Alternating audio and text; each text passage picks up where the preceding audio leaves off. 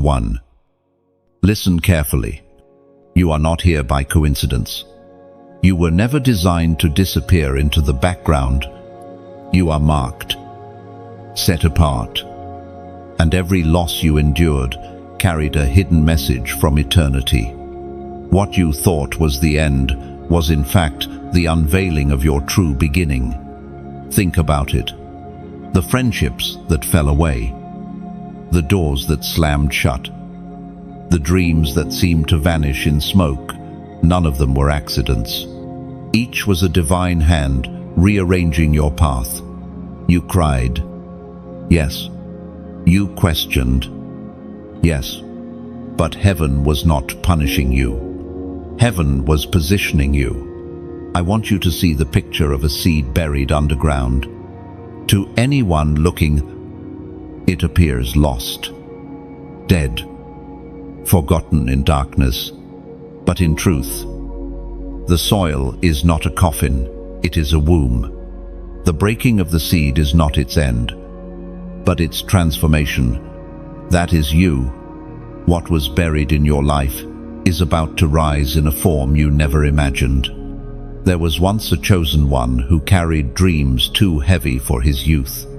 He lost his coat of honor, betrayed by brothers, thrown into pits, and forgotten in prison.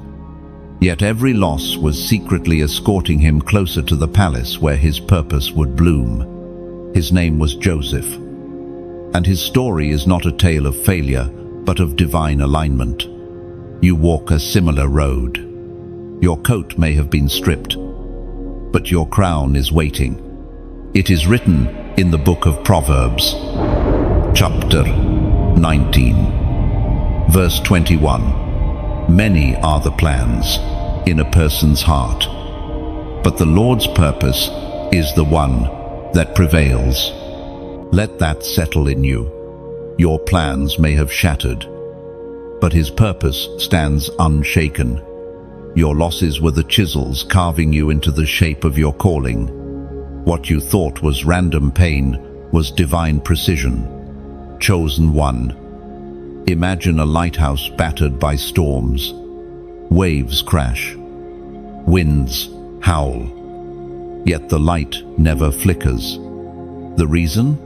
Its foundation is sunk deep into the rock. That is who you are becoming. The storms that tried to drown you were the very storms that revealed your foundation in God. Without the waves, you would have never known how steady the rock beneath you really is.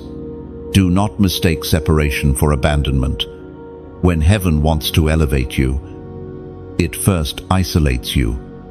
Your wilderness is not punishment, it is training ground. The silence you endured was heaven teaching your spirit to hear whispers that crowds could never hear. So what should you do now? Lift your head. Refuse to define yourself by what slipped away. Instead, declare boldly, my loss was my lesson. My pain was my preparation. My brokenness was the birthplace of my eternal purpose. And here is your step of faith. If this message speaks into your soul, do not keep it hidden. Share it. Someone else in your circle is drowning in the same questions you once had. By sharing, you throw them a lifeline. Subscribe if you haven't already, because more revelations are waiting to strengthen your journey. And right now, as a prophetic act, comment the number 777, a sign that completion and divine purpose are unfolding in your story. This is the awakening of the chosen, the first spark, the moment your spirit begins to understand that nothing was wasted, nothing was random, and everything was necessary. Your crown is being forged in the fire of loss, and soon you will wear it with unshakable authority. You must understand, what left your hands did not leave your destiny.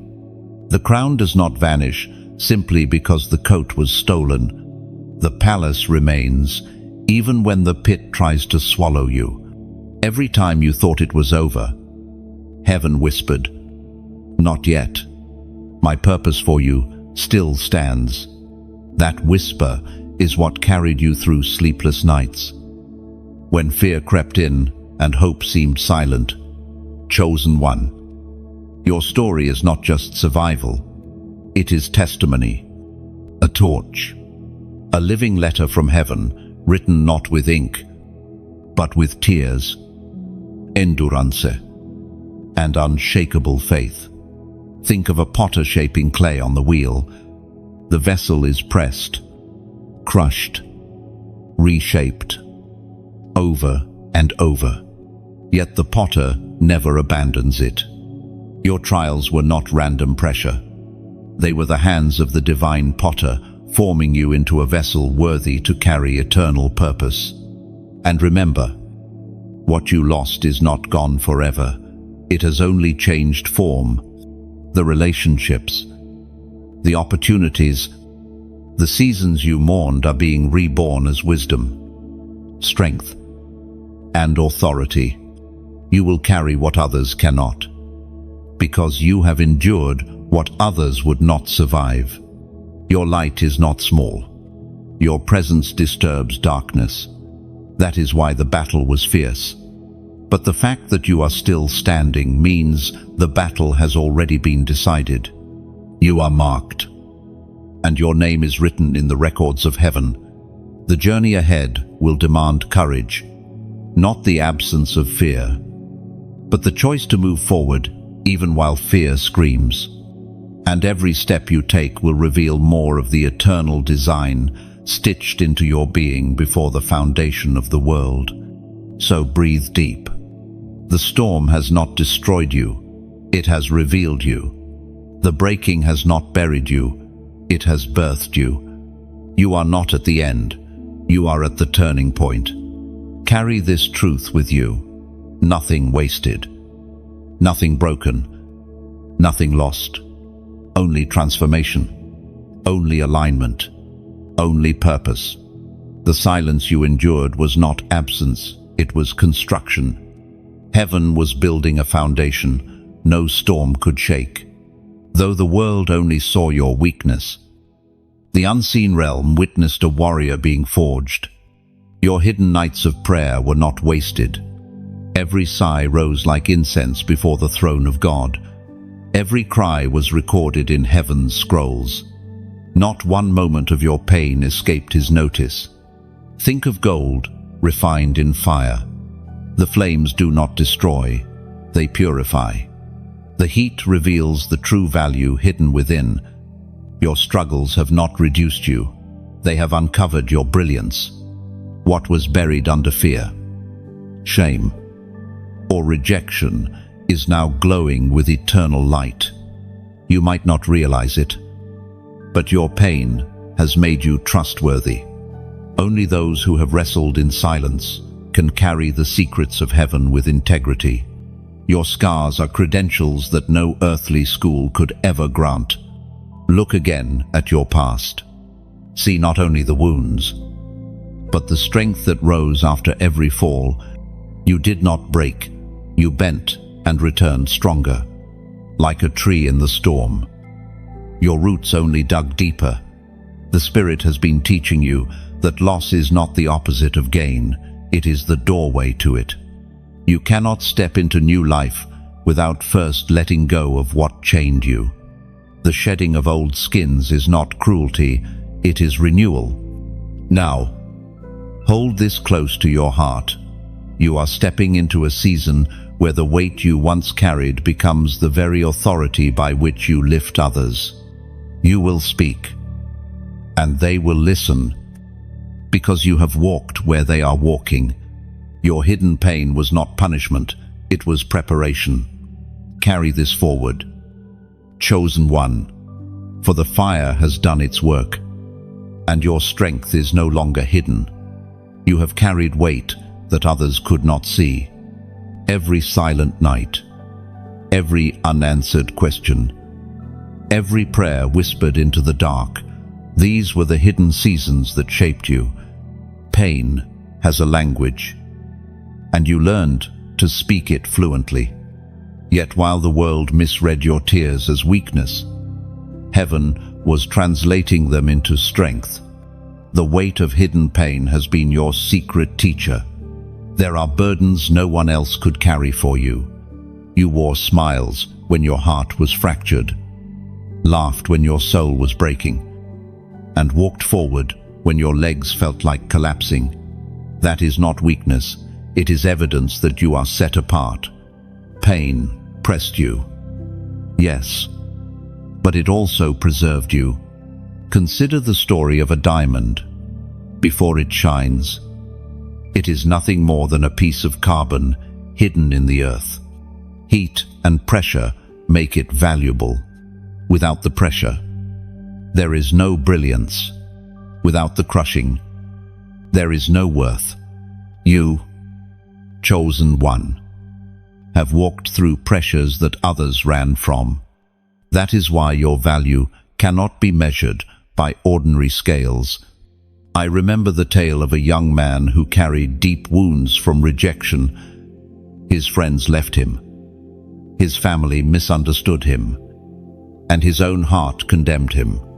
In the silence of his pain, he wrestled with thoughts of giving up, but it was there, in the midnight of his soul, that he encountered God's whisper.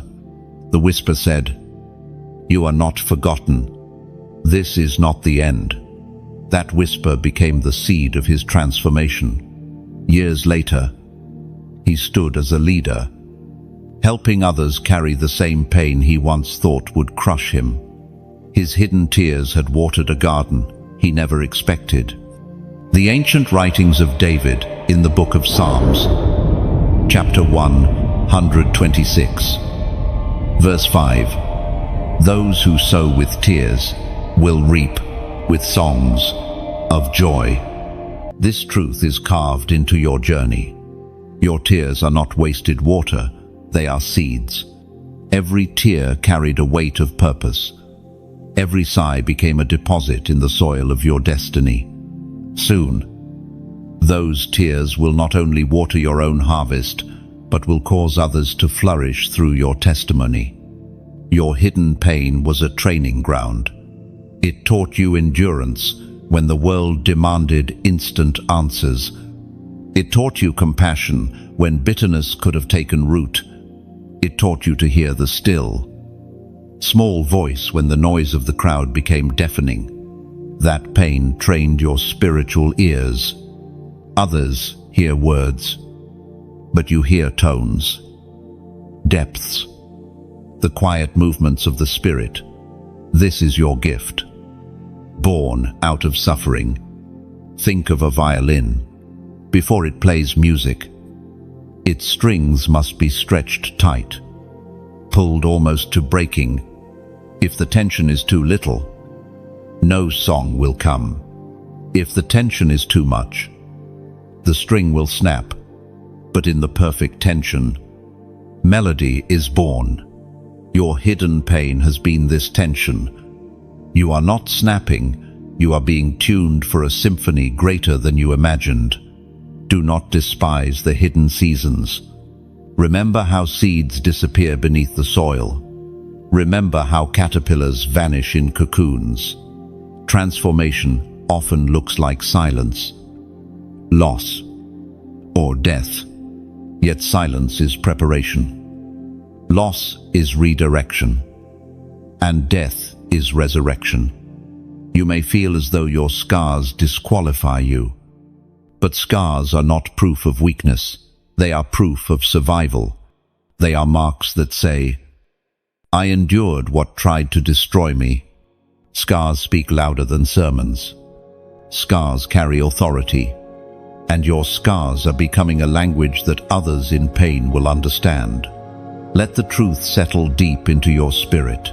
What has been crushing you is not wasted. It has been forging a resilience that no enemy can counterfeit. You are becoming a fortress built in secret, unshakable when storms arrive. The weight of hidden pain has not been your downfall, it has been your consecration. And though your story is still unfolding, the author of your life Writes with purpose. Not a single line is wasted. Even the chapters you wish you could erase are part of the arc that will reveal His glory through you. Hold this in your heart. Hidden pain is the soil of eternal purpose. Without it, you would never discover the depth of who you are. The silence you endured was not absence, it was construction. Heaven was building a foundation no storm could shake, though the world only saw your weakness.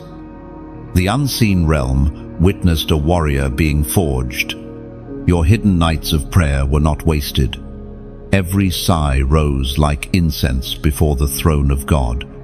Every cry was recorded in heaven's scrolls.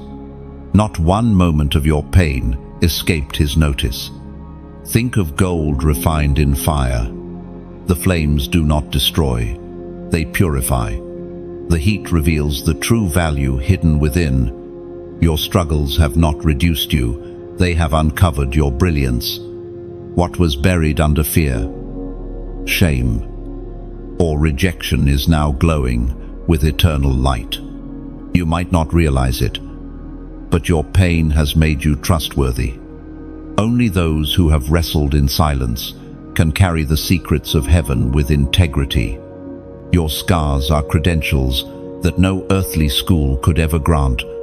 Look again at your past. See not only the wounds, but the strength that rose after every fall. You did not break, you bent and returned stronger, like a tree in the storm. Your roots only dug deeper. The Spirit has been teaching you that loss is not the opposite of gain, it is the doorway to it. You cannot step into new life without first letting go of what chained you. The shedding of old skins is not cruelty, it is renewal. Now, hold this close to your heart. You are stepping into a season where the weight you once carried becomes the very authority by which you lift others. You will speak, and they will listen, because you have walked where they are walking. Your hidden pain was not punishment, it was preparation. Carry this forward. Chosen one, for the fire has done its work, and your strength is no longer hidden. You have been misunderstood, not because you are broken, but because you are chosen. People looked at you and could not see the depth of your calling. They misjudged you, reduced you, and walked away because your spirit carried a weight they could not carry. Their rejection was never a curse, it was confirmation. Chosen one. You have lived through seasons where your name was spoken in rooms you weren't invited into. You were misrepresented by voices that did not know your heart. You endured silence from those who should have stood by your side. But every misunderstanding was carving you apart from the ordinary. Think about fireflies. They only glow in the dark. During the day, they are overlooked, unnoticed. But when the night falls, their light commands attention. That is you, misunderstood in the daylight of normality, but destined to shine when the darkness thickens. There was once a young woman who longed for belonging. She poured herself into friendships, only to be betrayed. She gave her loyalty, only to be dismissed.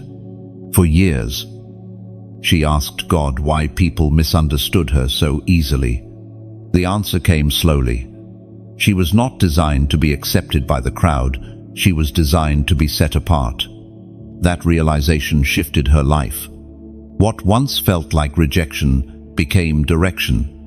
The Apostle reminds us in his second letter to the Corinthians, chapter 6, verse 17, "Therefore, come out from among them and be separate, says the Lord. Touch no unclean thing, and I will receive you. This is the mystery of your calling." Separation looks like rejection, but it is actually divine preservation. God hides you from environments that would dilute your light. He closes doors to protect your assignment. He allows misunderstandings so that you are not trapped in places that cannot hold your destiny. Understand this: when you are chosen, you will not always be understood. Light cannot be comprehended by darkness. Oil cannot mix with water. And the anointing upon your life cannot be explained to those who were never called to carry it.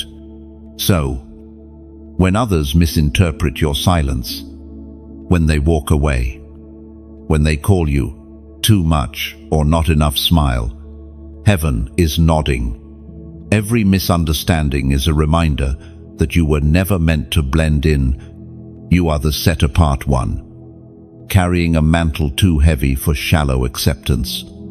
And now, here is your act of faith.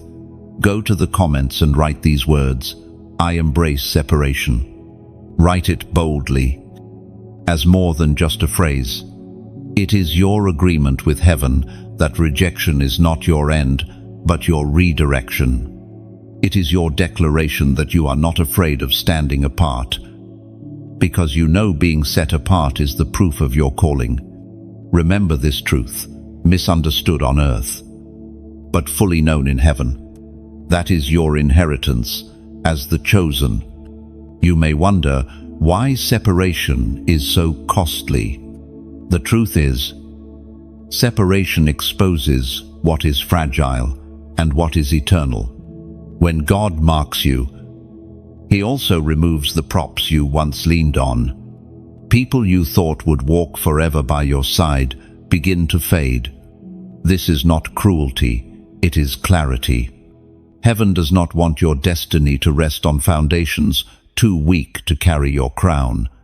Rejection hurts because it touches the most vulnerable places of your heart. We were created to long for connection, for community, for affirmation. When that affirmation is denied, the wound cuts deep. Yet here is the paradox: God allows rejection to redirect your hunger. Instead of being satisfied with shallow validation, you are forced to drink from the eternal well of His approval. What felt like loss is actually divine protection from counterfeit comfort. Consider the eagle. When it is young, it desires to stay in the nest, clinging to comfort. But the parent eagle stirs the nest, removing feathers, thorns, and even food. Why? To make the eaglet restless enough to stretch its wings. Without this discomfort, it would never fly. Your rejection has been heaven stirring your nest. It is not to destroy you, but to awaken your wings. Think of Moses, raised in Pharaoh's palace. He had all the privilege of Egypt, yet he was rejected both by the Egyptians and by his own people when he tried to intervene. That rejection pushed him into the wilderness, where he encountered God in the burning bush. Without rejection, he would have remained a prince of Egypt. With rejection, he became a deliverer of nations. The same pattern is weaving through your story. Being misunderstood is not proof that you are wrong. It is proof that your frequency is tuned to a different channel. When others cannot hear the music, it does not mean the song is absent. It means they are not yet tuned to it. You, chosen one, carry melodies that belong to heaven, not earth. And so naturally, many will not comprehend them. Here is a deeper truth. Rejection is not just about people walking away. It is also about God pulling you away. He closes doors, not because you failed, but because you outgrew them. He interrupts opportunities, not because you are unworthy, but because they are unworthy of you. When you finally see this, rejection will no longer break you, it will empower you. Your pain of misunderstanding is preparing you for influence. Leaders are never fully understood in their generation. Prophets are rarely embraced in their hometowns. Innovators are often criticized before they are celebrated.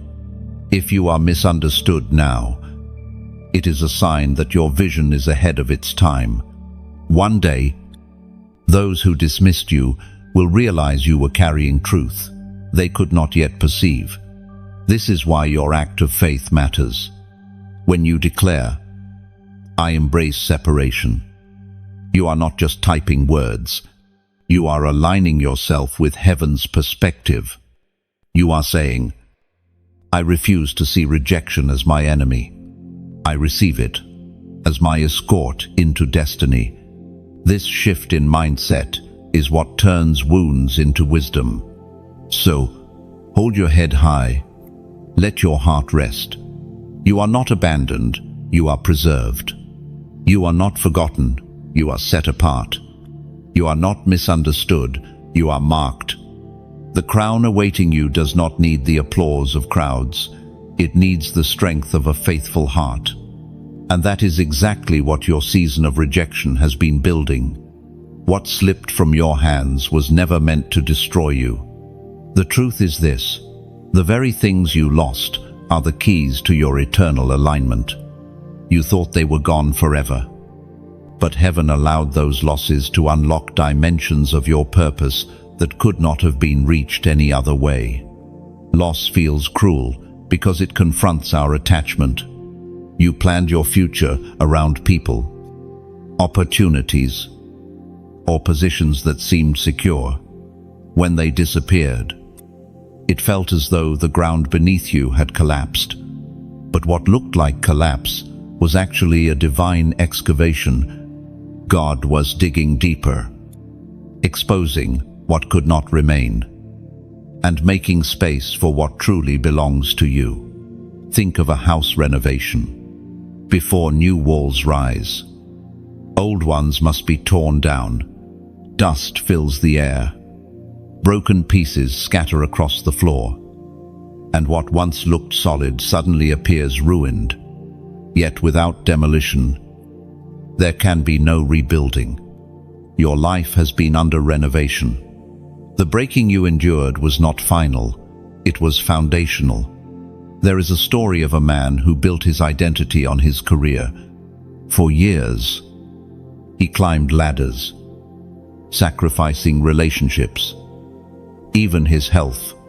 Then, in one season, everything crumbled. The position was lost. The income dried up. He sat in silence, ashamed, certain that his life was over. But in that silence, he discovered who he really was, apart from titles. He began to mentor others, to listen more, to give of himself in ways he had never considered. What he lost was not the end, it was the beginning of a calling far greater than what his career could ever provide. Heaven speaks clearly through the words in Deuteronomy, chapter 31, verse 8. The Lord himself goes before you and will be with you. He will never leave you nor forsake you. Do not be afraid, do not be discouraged. This is the anchor in loss. You were never left alone in the moment of breaking. The one who goes before you was already waiting in the next chapter, ready to show you that what left was only making space for what is eternal. Consider the image of a tree in autumn. Leaves turn, fall away, scatter into the wind. To the untrained eye, the tree appears barren, stripped, lifeless. Yet beneath the bark, unseen, new life is preparing. Spring cannot come unless autumn does its work. Your losses were autumn, they were preparing you for the harvest of spring. Chosen one, your tears over what you lost are valid. Heaven does not ignore your pain, yet heaven also whispers, lift your eyes. What is gone is not greater than what is coming. Sometimes God allows things to leave because he knows they would have kept you chained to a smaller vision. Loss has another hidden dimension. It humbles you. When everything is stripped away, you see clearly what truly matters. You stop chasing illusion. You learn to measure value differently, no longer by applause or possessions, but by eternal impact. The weight of your calling is now measured not in what you own, but in who you are becoming. Think of the Israelites in the wilderness. They mourned Egypt, longing for what they had lost. They forgot that Egypt was slavery. They forgot that the food of Egypt came with chains. God allowed them to lose Egypt so they could inherit a land flowing with milk and honey. What you have lost may feel like Egypt, familiar, comfortable, but binding, and what God is preparing may feel uncertain, but it will overflow with life beyond your imagination. Loss is also a revealer of loyalty. When the crowd fades, who remains? When the applause stops, whose voice still speaks? In your seasons of loss, you discovered who truly stood with you. More importantly, you discovered the voice of God that never leaves. Loss trimmed away false attachments so that the eternal could stand alone in your heart. Do not despise the keys hidden in your loss. Each one unlocks something sacred: humility, endurance, wisdom, compassion, authority. Without these keys, your destiny would remain inaccessible. What you thought was subtraction has been addition in disguise. The Spirit spoke through the prophet Jeremiah. Chapter 29, verse 11. For I know the plans I have for you, declares the Lord. Plans to prosper you and not to harm you. Plans to give you hope and a future. Hold these words as your compass. The plans of God did not collapse with what you lost. On the contrary, they are unfolding through it. Hope is not behind you, it is ahead. Chosen one. Your eternal purpose has always been hidden in places that felt empty. You now see more clearly. Loss was not the enemy. It was the teacher. It was the chiseling tool of heaven, carving you into the vessel you were always meant to be. One day you will look back and see it clearly. You will thank God not only for what He gave, but for what He took away, because in every loss, a key was hidden, and those keys have brought you to the threshold of destiny. And remember this: no key is ever wasted. Even the ones that came through betrayal, disappointment, or heartbreak are still divine instruments. They unlock wisdom that books cannot teach and sermons cannot fully explain. They carve in you a depth that makes you unshakable in storms and tender toward the hurting. So, lift your eyes from the ruins. See the outline of a new door forming before you. The hand of God is already turning the lock, and the key that once felt like pain is now fitting perfectly into the purpose, waiting to open. What you lost was never the end. It was the key to everything. The battle over your life has never been small. From the moment you took your first breath, there has been resistance, because you carry something inside of you that darkness fears. Your very existence is a declaration of war against everything that seeks to steal light from this world. Have you noticed how the seasons of your life were marked by battles others didn't have to fight?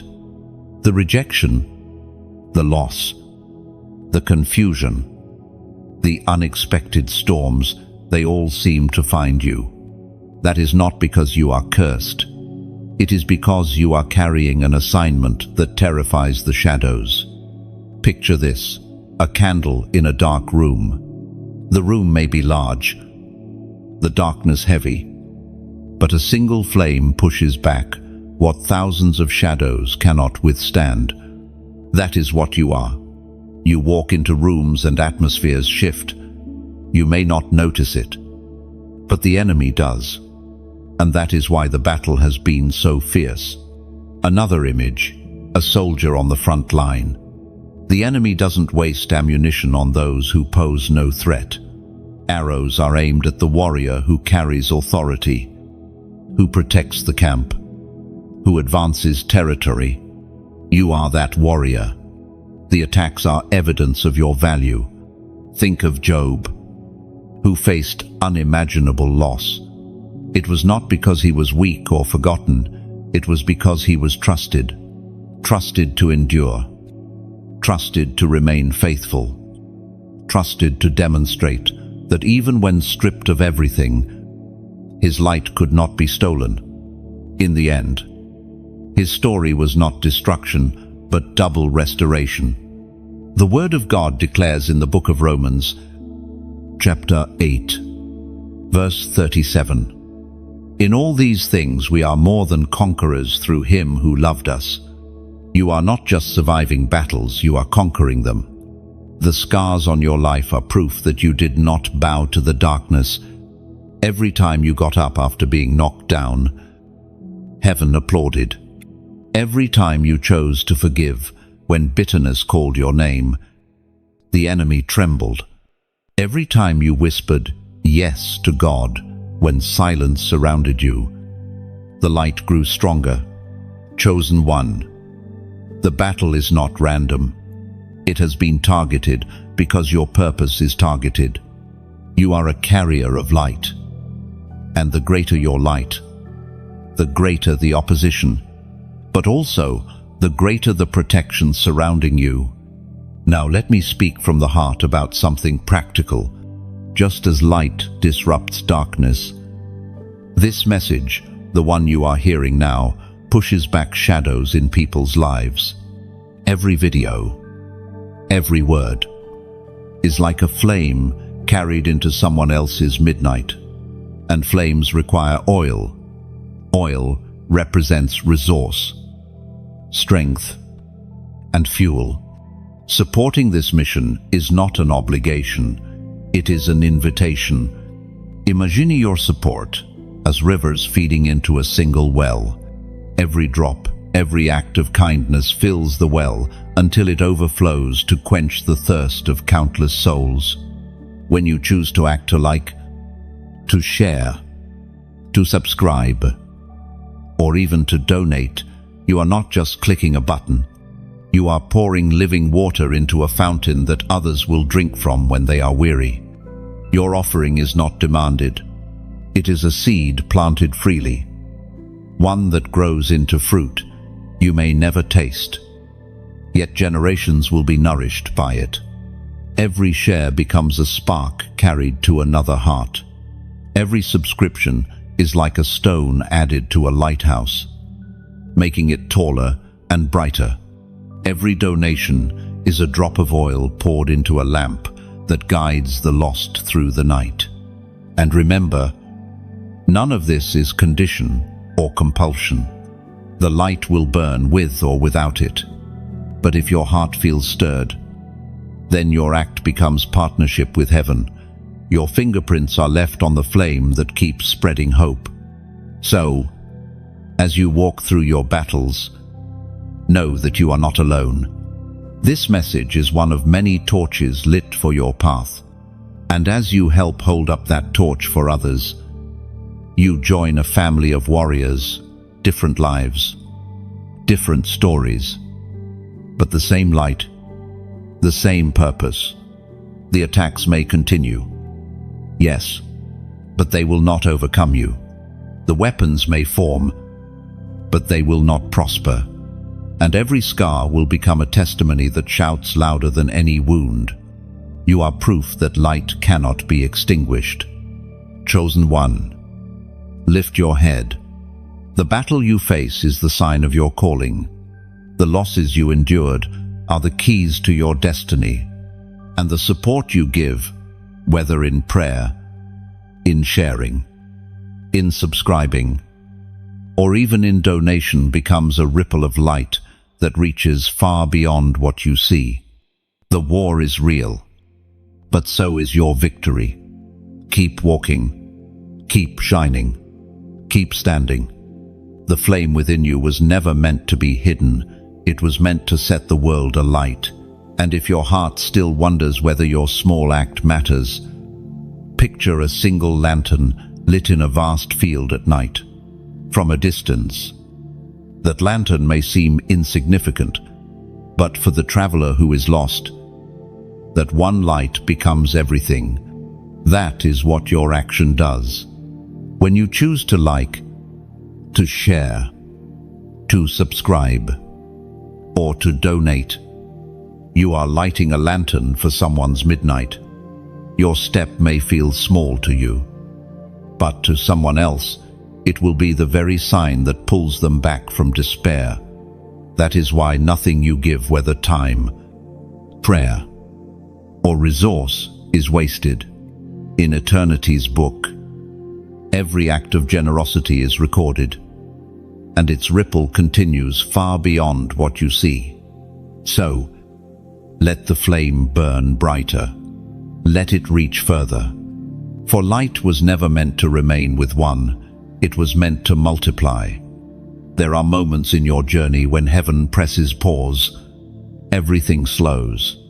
Doors you thought would open remain shut. Paths you thought would clear stay blocked. In those pauses, frustration rises. You ask, why is everything delayed? But what you call delay is often divine intervention. God Himself is stepping in, halting the momentum of your plans, because His hand is guarding you from what you cannot yet see. Chosen one. Think about a traveler racing down a road. Ahead, unseen, there is danger, a broken bridge, a deep ravine. If the traveler continues, disaster is certain. But then, the traffic light flashes red. The stop feels inconvenient, irritating.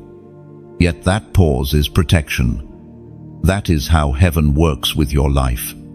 What looks like interruption is divine preservation. You may not realize it, but those unanswered prayers, those closed doors, were shields. Had you received what you thought you wanted, it would have weakened your spirit or tied you to chains you could not break. Heaven saw ahead. Heaven intervened. There was once a young man who dreamed of ministry in his early years. He prayed for a platform, begged for opportunities, but doors stayed closed. For years, he questioned if he was forgotten. Yet, during that hidden season, God was deepening his roots. When the right moment came, his voice carried authority, his heart carried compassion, and his spirit carried resilience. If the door had opened earlier, his character would not have been ready to sustain it. The pause was his preparation. The prophet reminds us in the book of Habakkuk, chapter 2, verse 3, "For the vision is yet for an appointed time, though it tarry. Wait for it, because it will surely come. It will not delay." These words echo in your spirit. The vision has not died. It is simply waiting for its appointed hour. Delay does not mean denial. Silence does not mean absence. What you are waiting for is not being withheld, it is being perfected. Think of a potter at the wheel. The vessel spins, shaped by steady hands. If pulled off too soon, the clay collapses. If placed in the fire too early, it cracks. The waiting, the turning, the spinning, it all feels endless. But the potter is watching. He knows the exact moment the vessel is ready for fire. And when the fire comes, it will not destroy, but strengthen. That is your story. Divine pauses also expose your heart. When everything slows, you discover where your trust truly lies.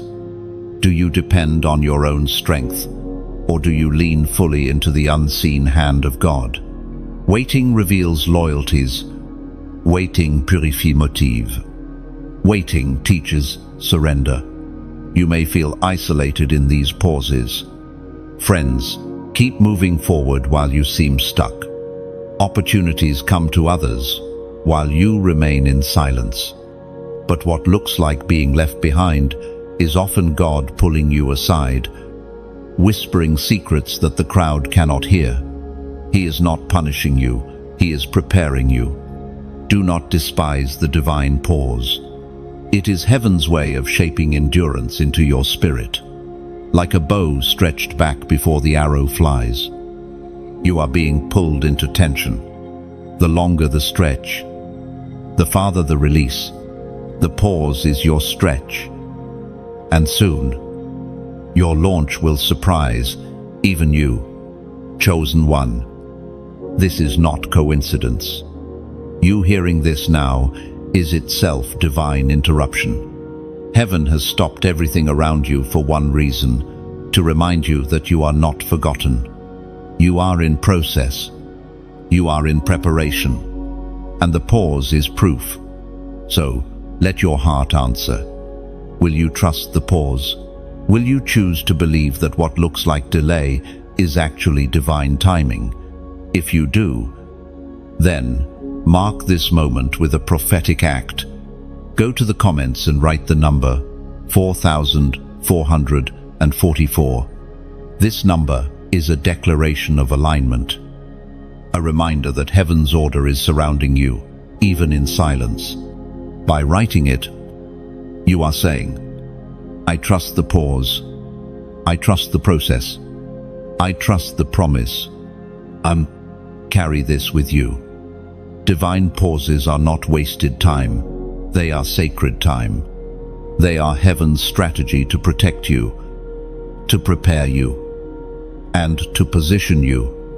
And when the pause is lifted, you will step into doors no one can shut. The number 4444 carries depth beyond digits.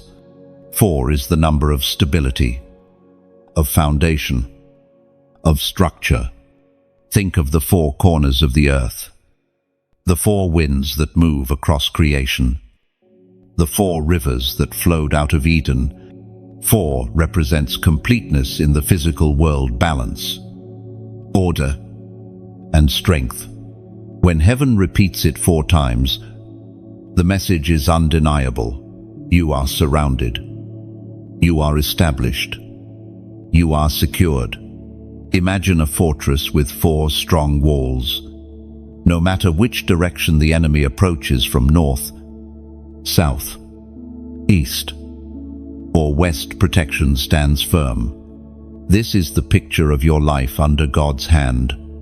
Though storms press against you, the foundation will not be shaken. Writing 4444 is not superstition. It is a prophetic agreement with this reality.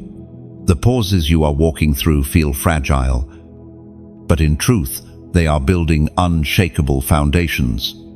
You are not only being delayed, you are being deeply rooted. A house with weak corners collapses under pressure, but a house built with 4 strong pillars stands through earthquakes. That is what God is doing in you.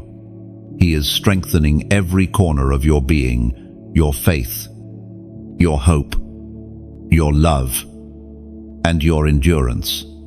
Even nature testifies of this. The seasons move in a rhythm of 4: spring, summer, autumn, winter. Each plays its part, each necessary for life to flourish. If one were missing, the balance would be broken. So it is with your journey.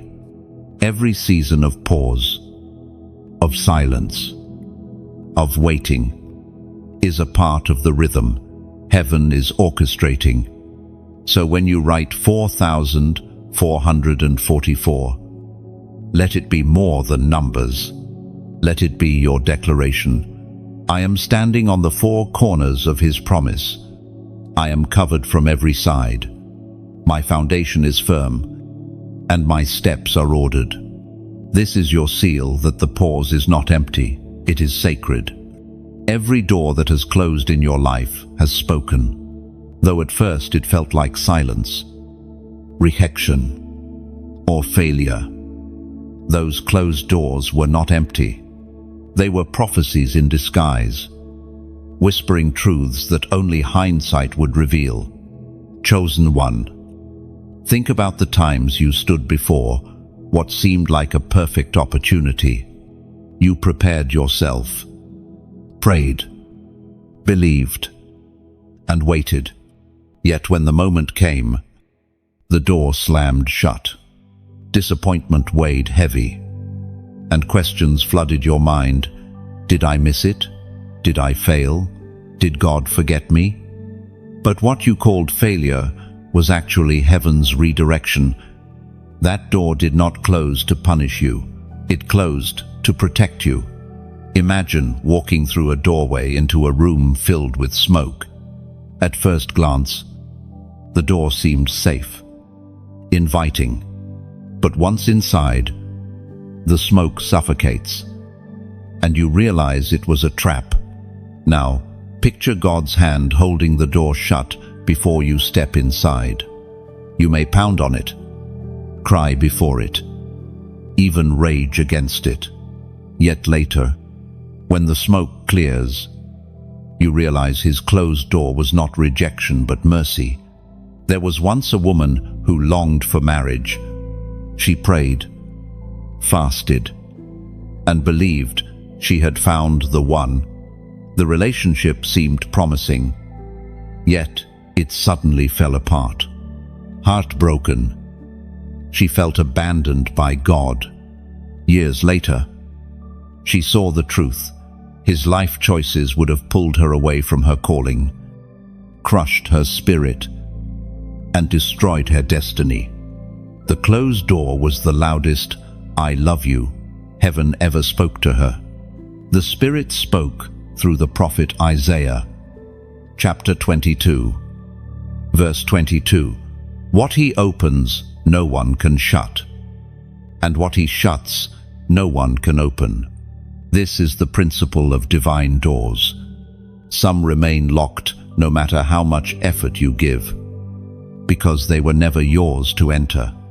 And some will swing wide without striving, because they were written in eternity for you alone. Closed doors are also seasons of testing. Will you trust God when his no interrupts your plan? Will you surrender your timeline when his silence stretches longer than your patience? These moments refine your faith. They shift your dependence from what you see to the one who sees all. Think about Noah. For years, he built an ark on dry land while people mocked him. The door to destiny looked ridiculous. Yet, when the flood came, the only door that mattered was the one God himself shut behind him. Every other door of comfort, of approval, of fitting in had already closed. The one door of salvation stood open only for those who trusted. Your closed doors are shaping you the same way. They strip away false securities so that when the right door opens, you will enter not with pride, but with gratitude. They teach you patience, endurance, humility, and above all, they protect you from what you cannot see. Picture a shepherd leading his flock. There are many paths through the hills, some wide, some narrow. The sheep may push toward one, believing it to be easier, but the shepherd blocks it, using his staff to turn them another way. The sheep resist, thinking they are being denied freedom. Yet the shepherd alone knows where wolves hide and where safe pasture lies.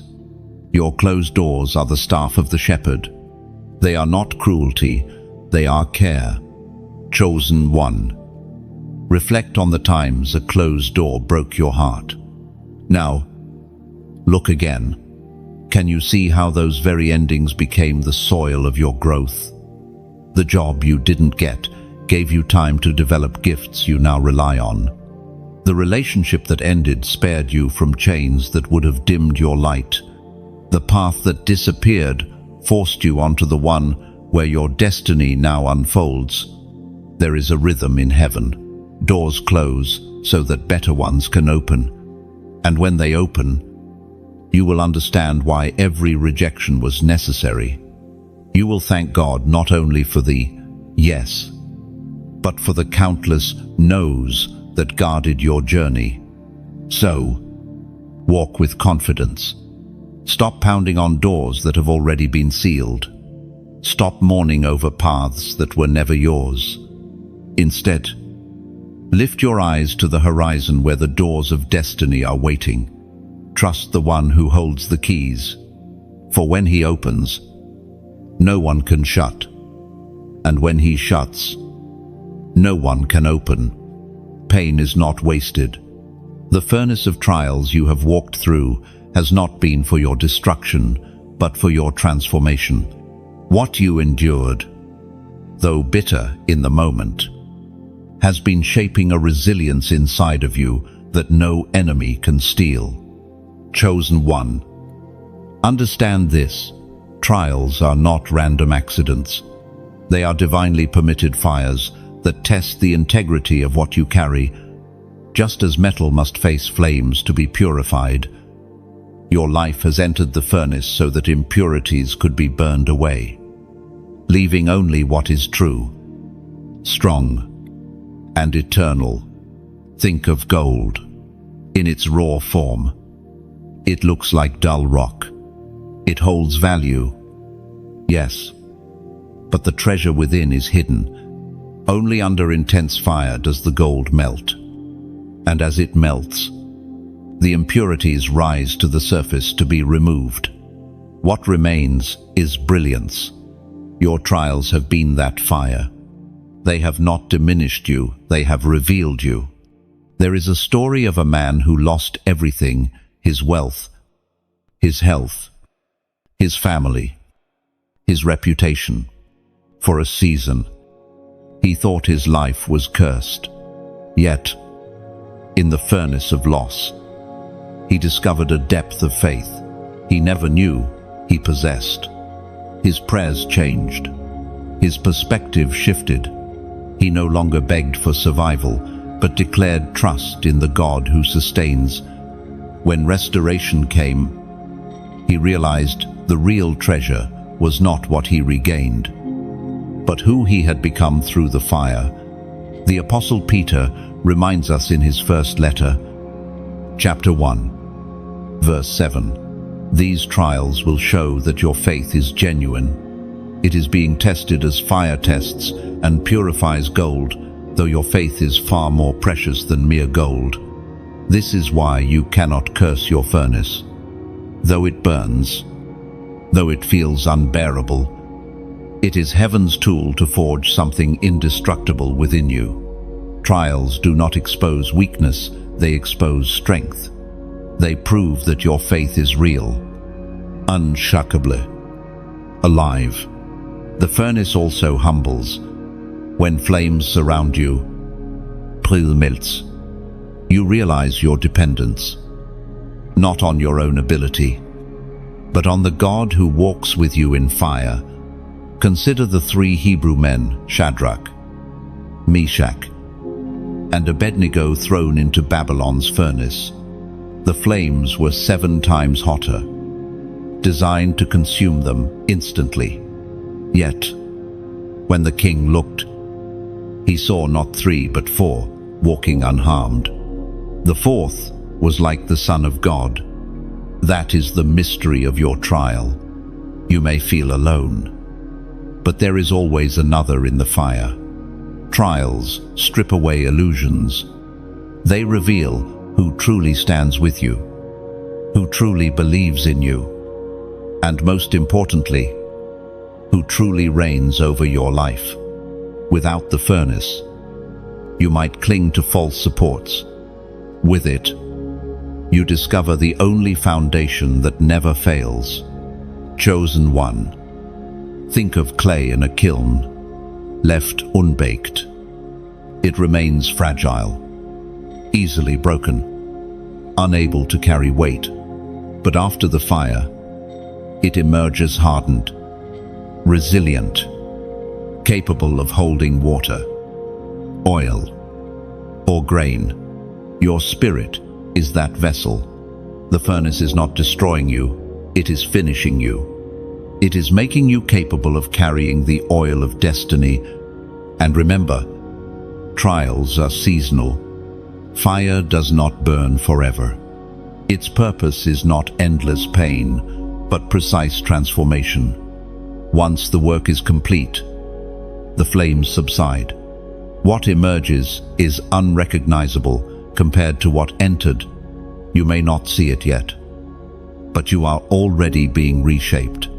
The prophet Malachi, chapter 3, verse 3, describes God this way.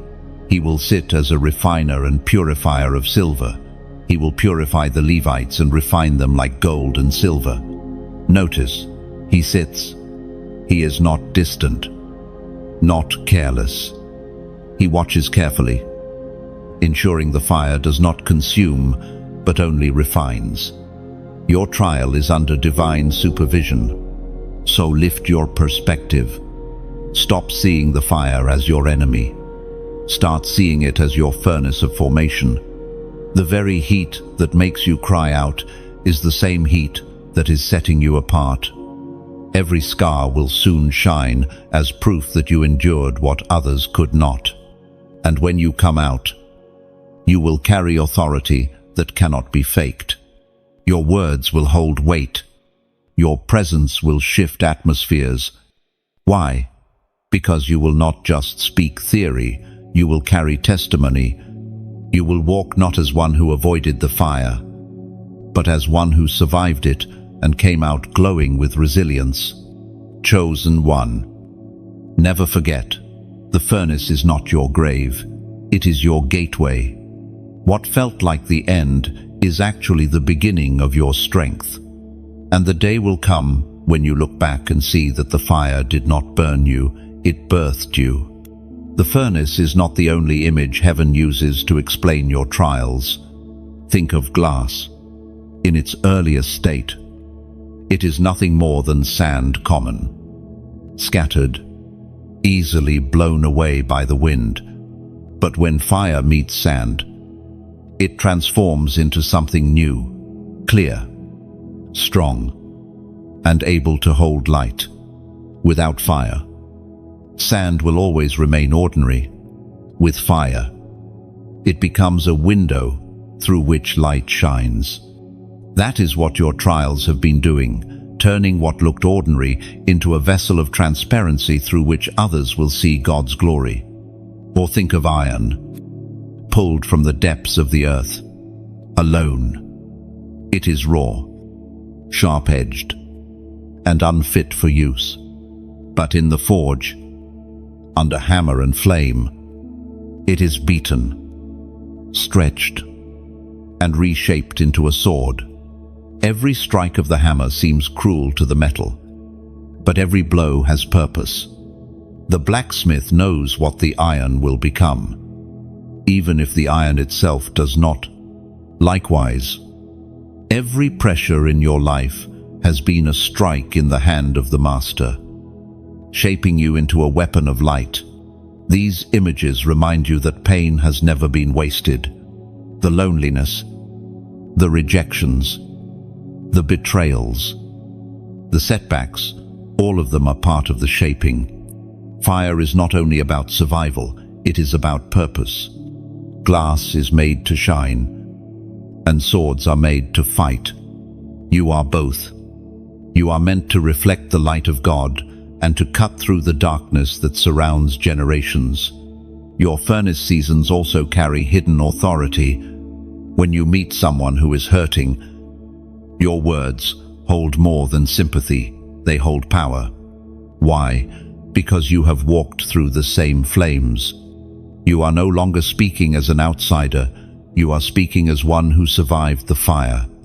Others sense the authenticity in your voice, the weight in your testimony.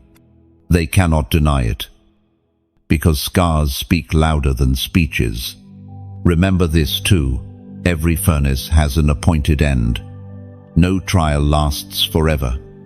Even the fiercest storms must bow to the calm that follows, just as dawn always comes after night.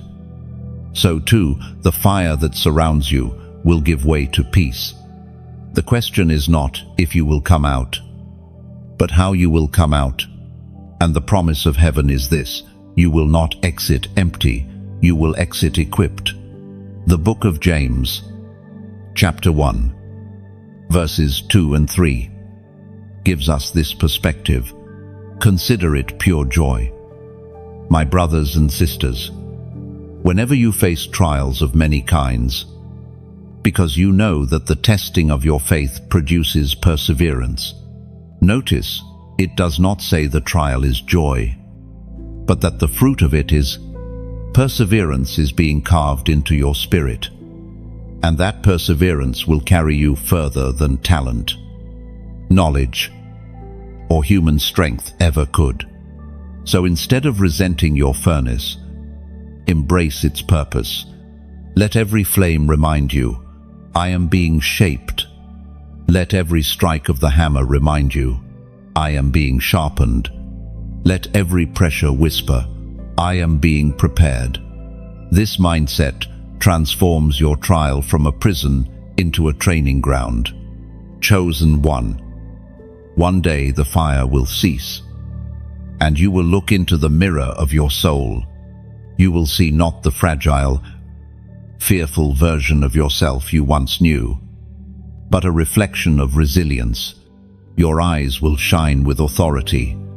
Your voice will carry unshakable confidence, and your spirit will know without doubt, the fire did not break me, it built me. There are seasons when silence feels heavier than noise. You walk through wilderness paths where voices fade, where support disappears, and where even the familiar comforts vanish. In that wilderness, the only sound is often the quiet whisper of God. This silence can be frightening, yet it is holy, for it is in wilderness, isolation, that revelation is born. Chosen one. Think back to the times you felt abandoned. You asked questions into the air, wondering if heaven heard you. The crowd was gone. Friends were gone. Answers were gone. But in that stillness, you discovered something greater. You began to hear the voice that does not shout but whispers. The wilderness has always been the training ground of the chosen. Moses met God in the desert flames of the burning bush. Elijah heard the gentle whisper, not in the earthquake, nor the fire, but in the silence. John the Baptist thundered his message after years in the desert. Even Jesus himself, before his public ministry, walked through 40 days of wilderness. Isolation was not absence, it was preparation. Consider a seed again. When buried, it rests in silence. No applause, no attention, no recognition. It seems dead. Yet, in the silence, roots are forming, unseen but essential. Without that unseen growth, no visible fruit can ever come. So too, your wilderness silence is not wasted, it is rooting you deeper than surface eyes can see. The writings of David in the Psalms, chapter 62, verse 1, remind us, truly, my soul finds rest in God, my salvation comes from Him. When every other voice falls away, you discover the one voice that never leaves.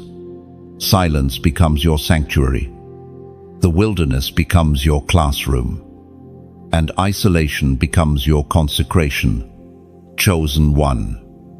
Wilderness seasons are also mirrors. They reveal what was hidden when life was busy.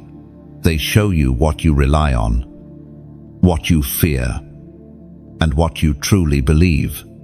They expose false idols of the heart, so that you can return to the one who alone satisfies. Think of a painter restoring an old canvas. The layers of dust, grime, and cracked varnish hide the beauty beneath. To reveal the true image, the restorer must remove everything covering it, leaving the canvas bare. The process is delicate, sometimes painful, but the result is breathtaking. That is what your wilderness does. It strips away the coverings until only the masterpiece God created remains. So do not despise isolation. Do not curse silence. They are holy tools in the hand of heaven. They refine your hearing, sharpen your vision, and strengthen your spirit. When the wilderness ends, you will emerge with clarity, carrying a voice that cuts through noise because it was trained in silence. And now, as an act of agreement with this truth, I invite you to write in the comments these words: I hear clearly. It may look small, but it is a powerful declaration. By writing it, you are saying, even in silence, I trust the voice of God. Even in the wilderness, I will listen. This is your mark that what was once emptiness has become revelation. Remember, wilderness is not abandonment, it is appointment. Silence is not emptiness, it is encounter. And you, chosen one, are being prepared in the hidden place for the day when your voice will echo with authority. The wilderness is not a punishment, it is a reset. When life strips away distractions, you begin to see with new eyes. What once felt urgent loses its grip. What once seemed essential fades into dust. You realize that the only voice you cannot live without is the voice of God. Silence in the wilderness is like a night sky far from the city. At first, it feels too dark, too empty. But then, your eyes adjust, and you see stars you never noticed before. They were always there, hidden by noise and artificial light. So it is with God's whisper. Only in silence does it become clear. Many people fear solitude because it forces them to confront what is inside. Yet solitude is the very environment God uses to reveal himself most personally. Without the wilderness, Moses would not have seen the burning bush, and Elijah would not have heard the still small voice. Solitude births encounters that crowds cannot host. In your wilderness, you are being taught to depend not on applause, not on recognition, but on the one who knows you by name. Every other voice may abandon you, but his whisper remains. The silence is not your enemy, it is the stage for his revelation. Think of an eagle again. Before it soars, it spends long hours alone in the heights, sharpening its beak and renewing its feathers. It is hidden from sight, unseen by the world. But when the time comes, it rises with renewed strength. Your wilderness is that hidden renewal. When you write the words, I hear clearly, you are not only affirming what you believe, you are also training your soul to respond. You are reminding your heart that silence is not empty, but full of guidance, that even when you cannot trace his hand, you can still trust his voice. So hold steady in your wilderness. Do not rush it. Do not despise it. Let it do its holy work. When the silence ends, your voice will carry authority, and those who once overlooked you will hear not just your words, but the weight of heaven behind them. There are battles you are fighting that are bigger than yourself. They did not begin with you, and they will not end with you alone. These battles reach back into generations, chains that bound your family, patterns that repeated like shadows, curses that whispered through bloodlines. Yet here you stand, carrying the light that is strong enough to break what others could not. Chosen one. Your presence is more than survival, it is warfare.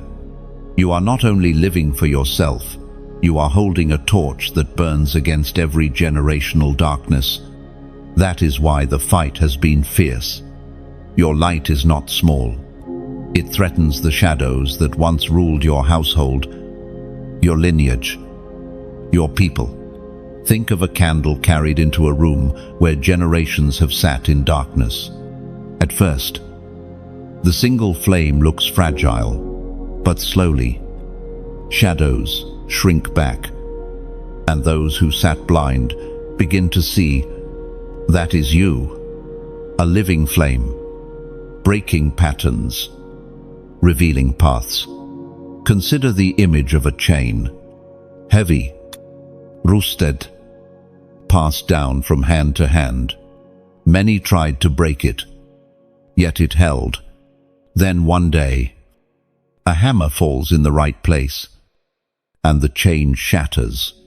You are that hammer. Through your endurance, your prayers, your obedience, what held your family for decades is breaking under your steps.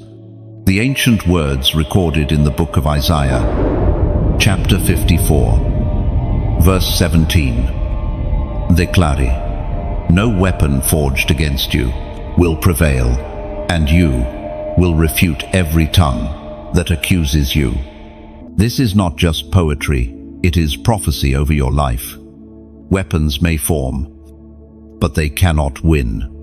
Accusations may rise, but they will fall. Your light is untouchable, and your assignment is unstoppable.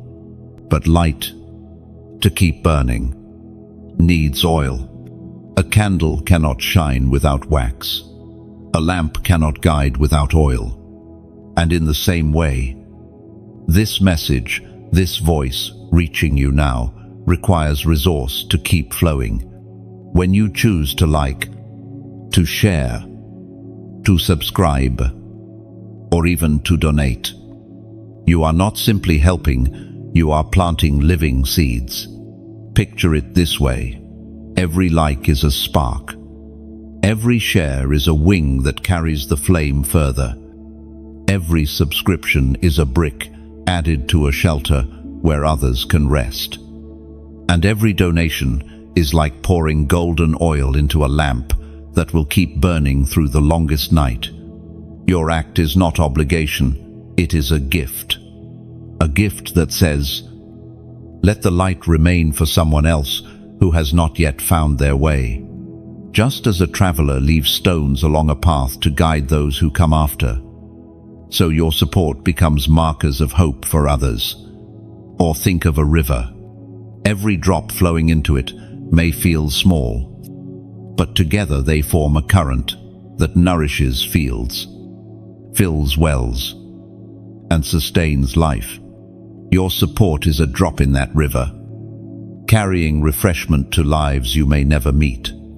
A widow in sorrow, a young man on the edge of despair, a child searching for hope.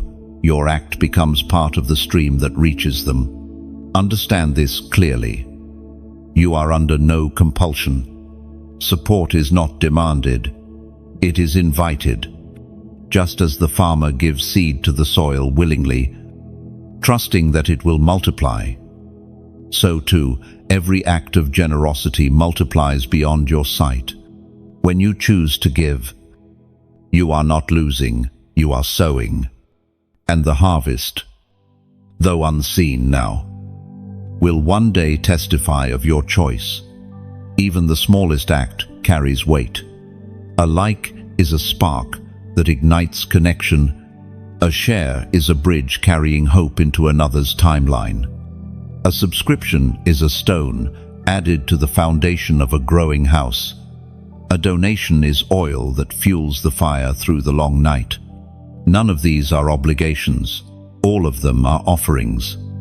Offerings that say, let the light keep burning. End of. So as you stand in your generational battle, Remember, you are not alone. Every act of support builds a circle of warriors, each adding oil, each carrying fire. Together, the light grows stronger, brighter, unstoppable, and the chains that once seemed eternal tremble before its flame. The battle you fight is real, but so is the victory you carry. And through your life, through your light, through your choices, generations will know freedom. And if you wonder whether such small gestures matter, remember this: the smallest spark can ignite a forest. The tiniest seed can grow into a tree that shelters generations. Your act, whether to like, to share, to subscribe, or to donate, is not measured by its size, but by its impact. Imagine a weary traveler walking through a desert, thirsty, exhausted, ready to give up. Then suddenly, they find a cup of water left behind by someone who passed before them. That simple cup saves their life. That is what your support becomes: living water left for another soul. You may never meet them, but your act makes survival possible. Or think of a lantern lit in the window of a home on a stormy night. Sailors far out at sea see the glow and steer safely to shore. The lantern bearer may never know how many lives were spared, but the light spoke for them. So too, your choice to act speaks hope to someone else's storm. This is why your part matters, not as a demand, not as pressure, but as a beautiful partnership with heaven's work. Together, we keep the flame burning. Together, we ensure that no chosen one walking in darkness will remain there forever. So let your step be free. Let it be joyful, and let it be yours. For in eternity, even the smallest act of love shines brighter than gold. There are moments in your life when you look back and wonder how you made it through. Situations that should have ended you. Choices that almost destroyed you.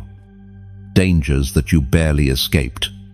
Yet here you are, still breathing, still walking, still carrying light. This is not coincidence, it is mercy. Mercy is the invisible shield that stood between you and judgment. When others fell, you were preserved. When destruction swept near, mercy held it back. You may not even realize how many times heaven stepped in, silently protecting you from what could have crushed your spirit. Think of a storm at sea.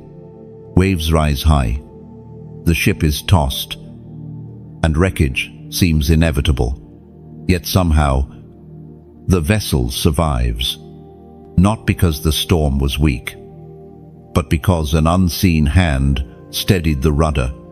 That is mercy. You may have felt tossed and broken, but mercy kept you afloat when everything else wanted you drowned. Consider the story of Peter. He denied Jesus 3 times, yet mercy found him by the sea with a gentle question, "Do you love me?" Judgment could have cast him aside, but mercy restored him, transforming failure into foundation. That same mercy has been following you, not to condemn, but to raise you again and again. The Apostle Paul wrote in his letter to the Ephesians, chapter 2, verse 4, "But because of his great love for us, God, who is rich in mercy, made us alive with Christ, even when we were dead in transgressions."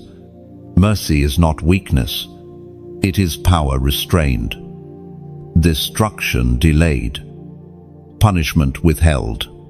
Mercy steps in where judgment has every right to act, but chooses not to. That is why you are still here. Every morning you wake is evidence that mercy said, "Not today. Their story is not finished yet." 15. Mercy also teaches. It reveals that your survival is not your own doing, but a gift. It humbles you, softens your heart, and deepens your compassion for others, because you know what it feels like to be carried when you could not carry yourself. You extend that same grace to those around you. Think of a bridge suspended over a deep ravine. Many attempt to cross but stumble, nearly falling. Yet the ropes hold, the wood endures, and they reach the other side. That bridge is mercy. It carried you over seasons when your strength was too small, your faith too fragile, your choices too flawed. Mercy has always been stronger than your weakness. Chosen one, you have survived things that should have left you bitter, broken, or buried, but instead, you are still rising. That is mercy's signature. Mercy does not erase the past, it transforms it. Your wounds remain, but they no longer bleed. Your scars speak, but they speak of survival, not defeat. Mercy is also a pause. It gives you space to change, to repent, to redirect your steps. Without mercy, judgment would have fallen swiftly. With mercy, you are given time to awaken, to realign, to walk again in purpose. This pause is not to be wasted.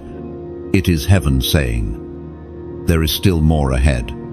And the prophet Hosea, chapter 6, verse 6, records God's heart. For I desire mercy, not sacrifice, and acknowledgement of God rather than burnt offerings. Notice God values mercy above rituals, compassion above performance. He is not after empty actions, but a heart transformed by His kindness. Your story is living proof of that mercy. When you were careless, mercy covered you. When you were rebellious, mercy pursued you. When you were broken, mercy mended you. Every chapter of your life has been inked with this truth. You were spared for purpose. So never mistake survival for coincidence. You are not here by chance. You are here because mercy has been your constant companion. It has guarded you from what you deserved and guided you toward what you never imagined. Chosen one, walk forward with gratitude. Recognize the mercy that preserved you and let it shape the way you see others. As mercy has covered you, extend it free. Mercy is like a bridge you did not build, but were still allowed to cross. It stretched out over the ravine of your mistakes, holding firm when everything beneath you threatened to collapse. The truth is, that bridge was never fragile. It was crafted by the hands of God Himself. Each plank is grace, each rope is forgiveness, and each step across is a chance to begin again. Imagine for a moment what life would look like without that bridge. Every wrong turn would end in a fall. Every failure would become a final chapter. Every sin would be an unmovable wall. But mercy built what judgment never would, a pathway to continue forward when you had no strength to climb. Yet mercy is not meant to be taken for granted. The bridge stands, but it is not a playground. It is a holy crossing. It calls for reverence, for gratitude, for transformation. To walk across it and remain unchanged would be to despise the very gift that saved you. Mercy grants opportunity, not permission to remain the same. Think of Jonah, who ran from his calling. Judgment could have ended his story in the storm, but mercy prepared a fish, not to destroy him, but to redirect him. That second chance became the turning point of his mission. So it is with you. The pause mercy has given is not wasted time, it is the reset for your destiny. So look again at your survival.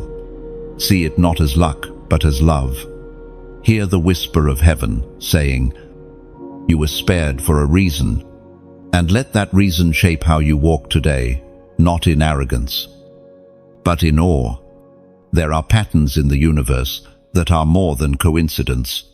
Numbers, seasons, and rhythms all whisper the language of heaven. For those who walk with eyes open, these signs are not random, they are confirmations. They remind you that your journey is aligned with eternal order. Chosen one. You have felt moments when numbers seem to follow you. A clock that stopped at the same time every day. A receipt that echoed a sequence. A page that carried a number with unusual weight. These were not accidents. Heaven often speaks in symbols, and numbers are one of the simplest, yet deepest, reminders of alignment. When God wants to confirm His timing, He often repeats it, just as creation moves in cycles, day and night. Seasons. This. So too, your destiny has markers. Numbers are a way heaven reassures you. You are still on course. You are not forgotten. And 4. Think of the Israelites walking in the wilderness for 40 years. That number was not meaningless. It was the cycle of testing before entering the promise. Jesus fasted 40 days in the desert before beginning His ministry. Numbers are not just mathematics, they are spiritual markers of process, purpose, and promise. The prophet reminds us in the book of Joshua, chapter 1, verse 9, "Have I not commanded you?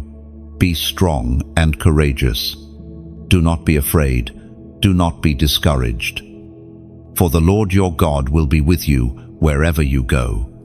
This verse itself is a numeric reminder, 1:9, a command tied to courage, linked with divine presence. Numbers like these are often more than details. They are invitations to see heaven's hand guiding the timeline of your story. Consider the number 5,555. 4 5s in sequence. 5 is the number of grace. It symbolizes God's kindness, His undeserved favor, His hand reaching down when we cannot climb up. When repeated, it is grace multiplied, overflowing, impossible to ignore. 5,555 is the number of multiplied grace. It is heaven shouting, not whispering, "My grace is sufficient," and it will cover every weakness, every gap, every failing. When you see 5,555, remember that you are standing under a waterfall of mercy, grace upon grace, layer upon layer. What you could not earn, what you could not fight for, what you could not achieve, God is pouring freely over you. This is the confirmation that even in your wilderness, even in your trials, you are not walking alone. Numbers also act as anchors. They give your heart something to hold on to when everything else feels uncertain. You may not know the outcome of your current struggle, but when heaven sends a confirmation, it is like a compass pointing north. You may still walk through valleys, but you know the direction is right. Imagine a sailor at sea. Storms rage. Waves crash. The stars are hidden. Yet suddenly, a beam from a lighthouse appears. It is not the shore yet, but it is a sign. Land is near. Safety is ahead. That is what these numbers are.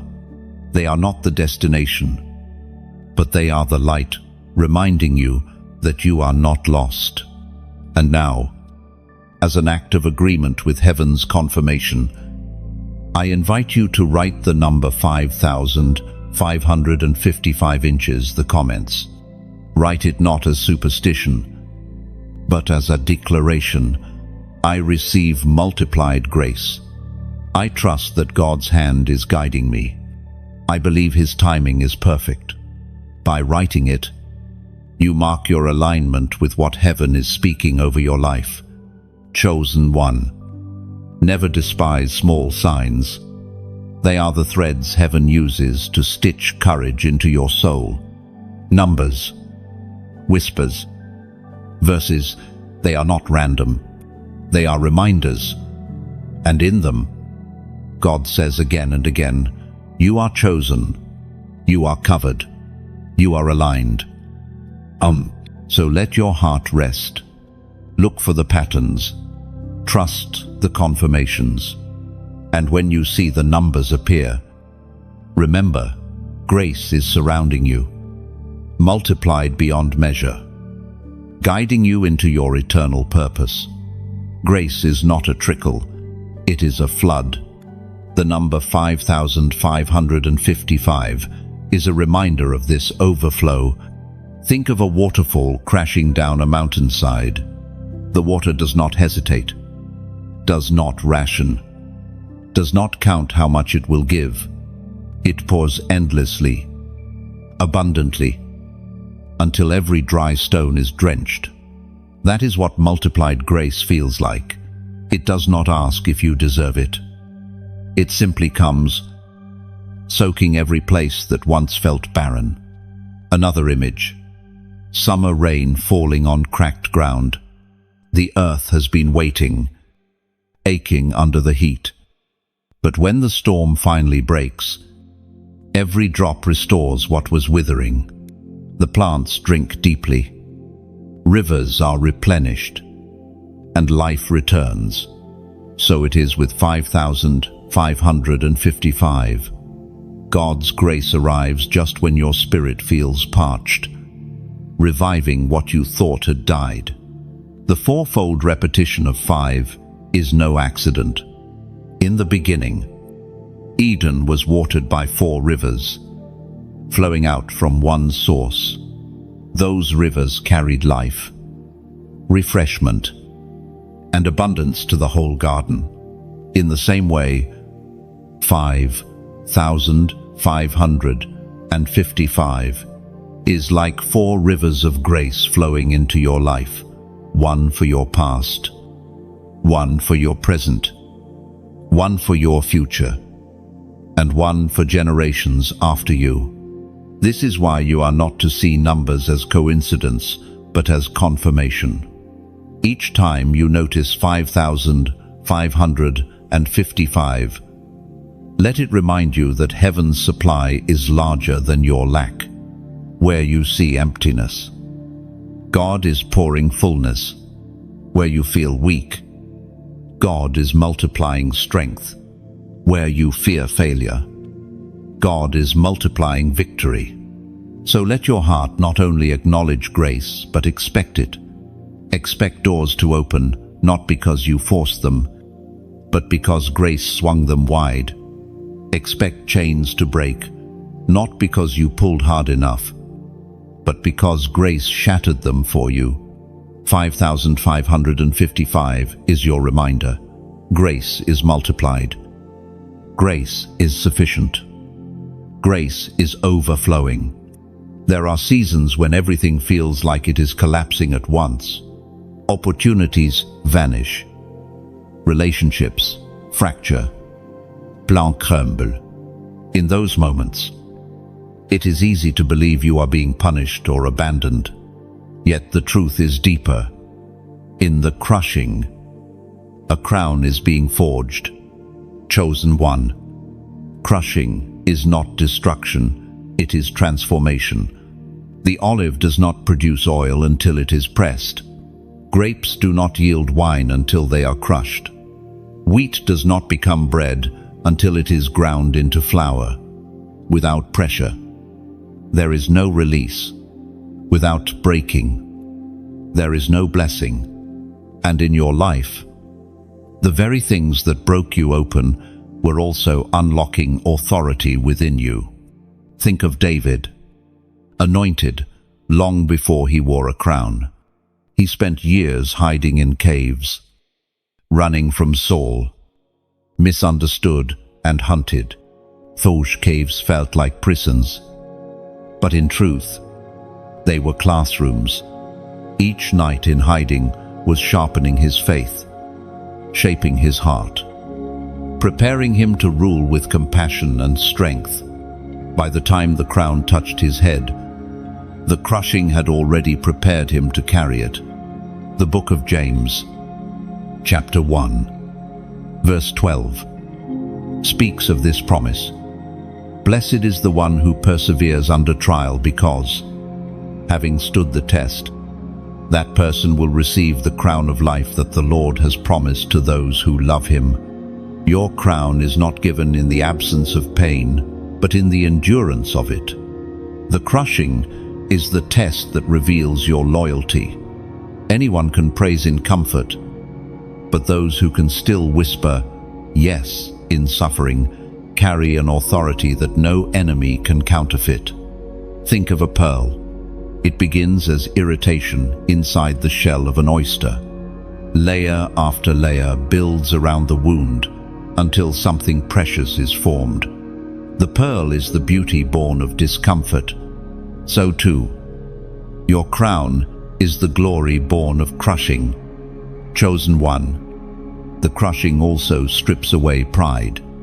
When you have walked through fire and survived storms, you no longer boast in yourself, you boast in the God who carried you. Your authority is rooted not in arrogance, but in gratitude. That is what makes your crown unshakable. It is not built on ego, but on endurance. Consider also the potter's clay.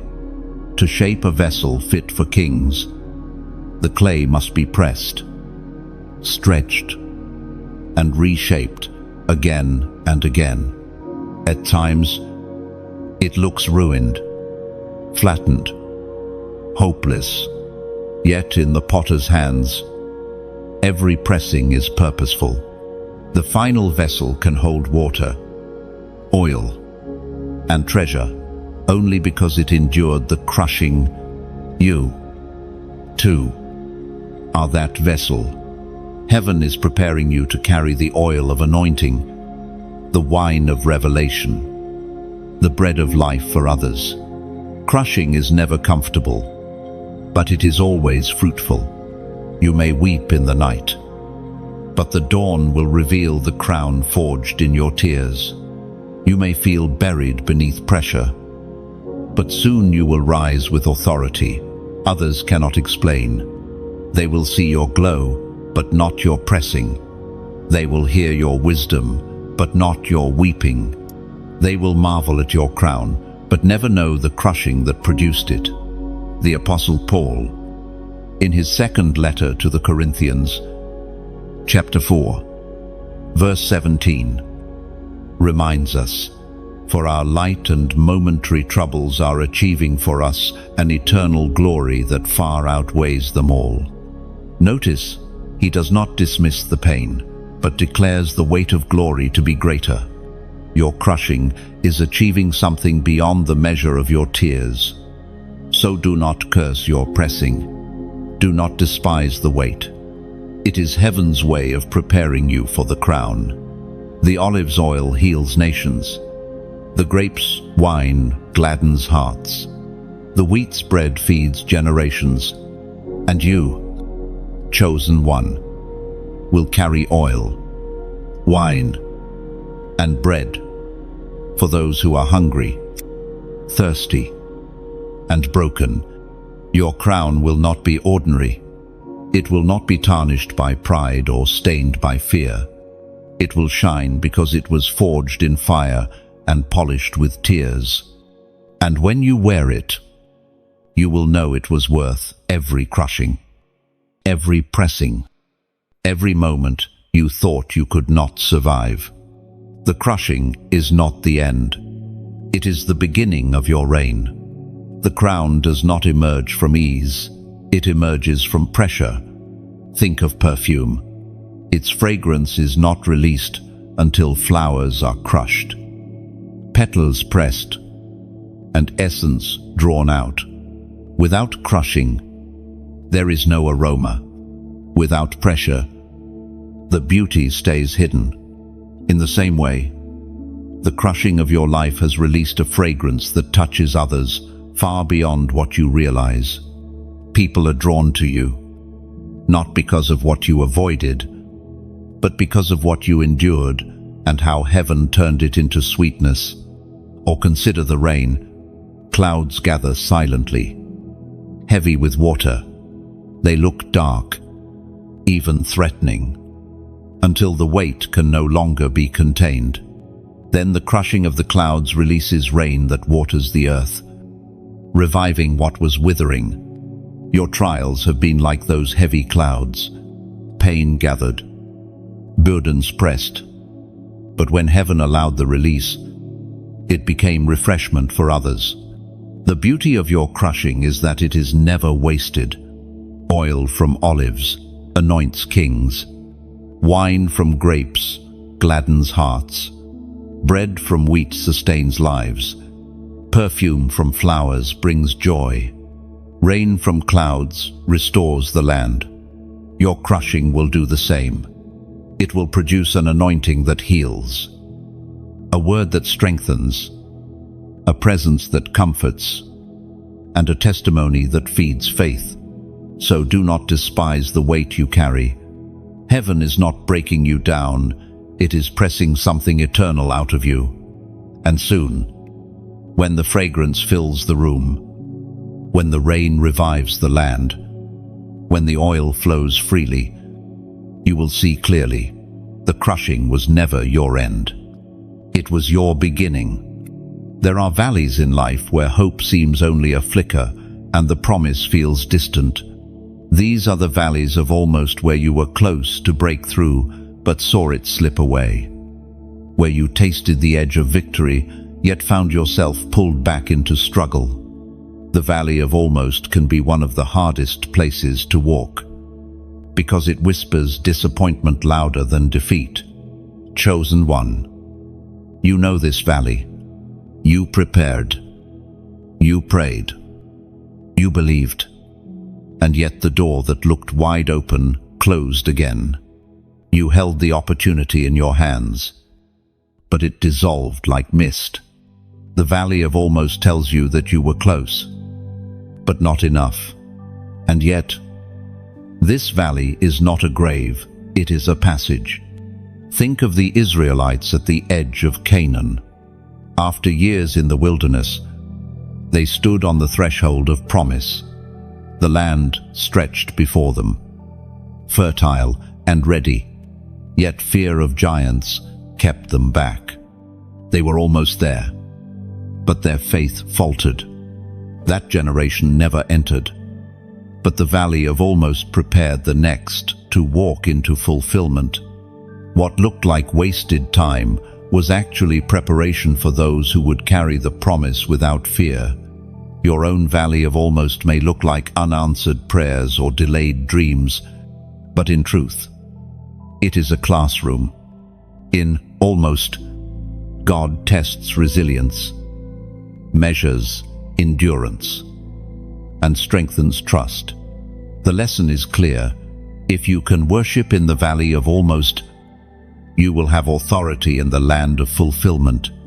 The prophet Nahum, chapter 1, verse 7, reminds us, the Lord is good, a refuge in times of trouble. He cares for those who trust in him. The valley of almost may feel like trouble, but it is covered by the goodness of God. His care does not vanish. At the edge of disappointment, it intensifies. Think of a sculptor shaping stone. With each strike, fragments fall away. Sometimes the blow seems harsh, too much. Yet the artist sees what the stone cannot, the image hidden inside. The valley of almost is heaven's hammer, chipping away what cannot enter the promise with you. Pride, fear, impatience, these fragments must fall so that the true design can emerge. Consider also the image of a runner nearing the finish line. Muscles burn. Lungs scream. Every part of the body wants to quit. And yet the final stretch is where endurance proves itself. The valley of almost is that final stretch.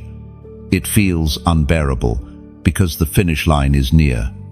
The pain is not evidence of failure, but proof of proximity. Chosen one, you have survived valleys before. But this valley is unique.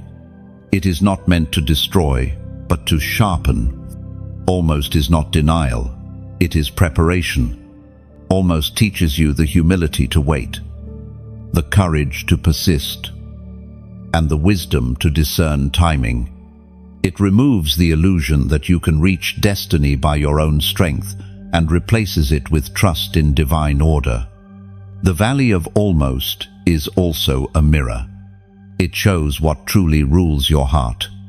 Do you trust God only when results come quickly, or will you cling to Him even when outcomes delay? Almost strips away the illusion of control, reminding you that destiny is not seized, it is received. Look again at your disappointments, the relationships that ended just before commitment, the doors that closed just before breakthrough, the dreams that faltered just before fruition. These almosts are not wasted chapters. They are sharpening stones, polishing you into a vessel prepared for fullness. The Apostle Paul, in his letter to the Romans, chapter 5, verses 3 and 4, writes, "We glory in our sufferings, because we know that suffering produces perseverance, character, and character. I hope almost is the furnace where character is forged. Without it, hope would be shallow, perseverance weak. With it, you emerge unshakable, chosen one. Do not despise the valley of almost. It is the place where faith grows teeth, where endurance gains muscle, where hope digs roots. It is not a barren land, but a sacred passage. And when you emerge, you will not only step into promise, you will carry the authority to remain in it. So lift your head in the valley. Do not measure your worth by what slipped away. Measure it by the truth that you are still standing, still believing, still pressing forward. Almost is not the end of your story, it is the sharpening of your crown. The valley of almost is like a blacksmith's final test of a blade. The sword has already been forged, hammered, and shaped. It looks complete, but the smith places it into the fire one last time, heating it until it glows. Then, with a steady hand, he plunges it into water. The hiss of steam fills the air. This final step hardens the steel, making it ready for battle. Without it, the blade would bend under pressure. That last moment in the fire feels unnecessary, but it is the difference between fragility and strength. So it is with your valley of almost. God is hardening your spirit, preparing you for battles you cannot yet see. Or imagine a musician tuning an instrument before the performance. The strings are tightened, loosened, adjusted, and stretched. To the untrained ear, it sounds like noise, not music. But the musician knows that without this last adjustment, the performance will falter. The valley of almost is your tuning season. The tension you feel is not chaos, but calibration. Heaven is preparing you to carry harmony that will resonate beyond your own life. Almost does not mean failure, it means final preparation. The hammer on the steel, the tension on the string, the pressure on your spirit. These are not punishments. But refinement. They ensure that when the promise arrives, you will not merely touch it, you will hold it firmly and faithfully.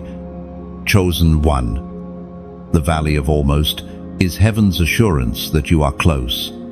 If it hurts, if it stretches, if it presses, know this: the crown is near, the breakthrough is at hand, and your spirit is being perfected for what is about to unfold. The weight on your shoulders has never been ordinary. You were chosen to confront what others avoided, to stand against the very darkness that once swallowed your family line. This is why your life has carried battles you did not ask for. This is why resistance often feels relentless. But hear this clearly: you terrify the very shadows that used to terrify your bloodline. Chosen one. You are the interruption in the story of bondage. You are the one raised to stand in the gap, to declare, "It stops with me." Your life is a firewall, burning away the generational curses, silencing the voices of fear, breaking the cycles of shame. Darkness thought it owned your name, but it trembles every time you rise.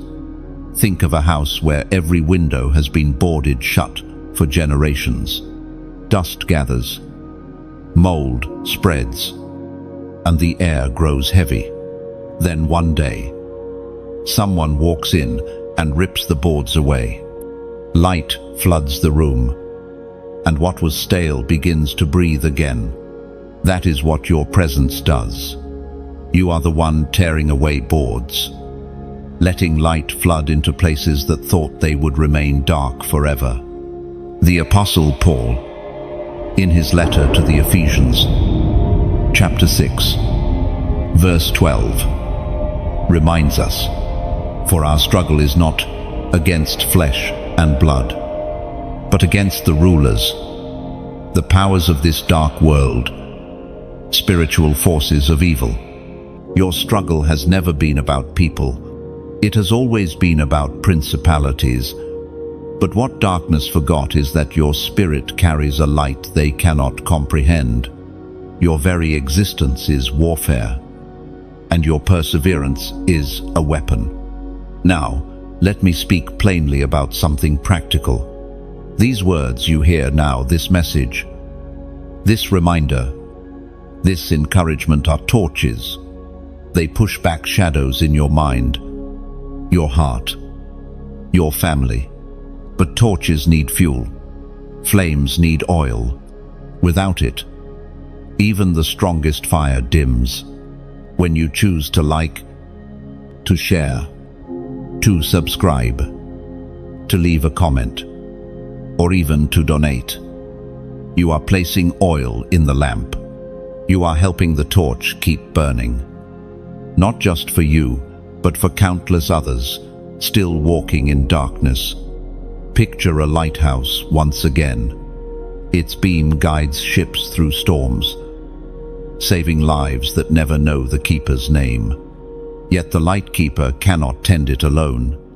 The stones must be repaired, the oil replenished, the tower upheld. Your support through a simple like, a share, a subscription, a heartfelt comment, or a gift is like being a co-keeper of the light. Together, we make sure the beam never goes out.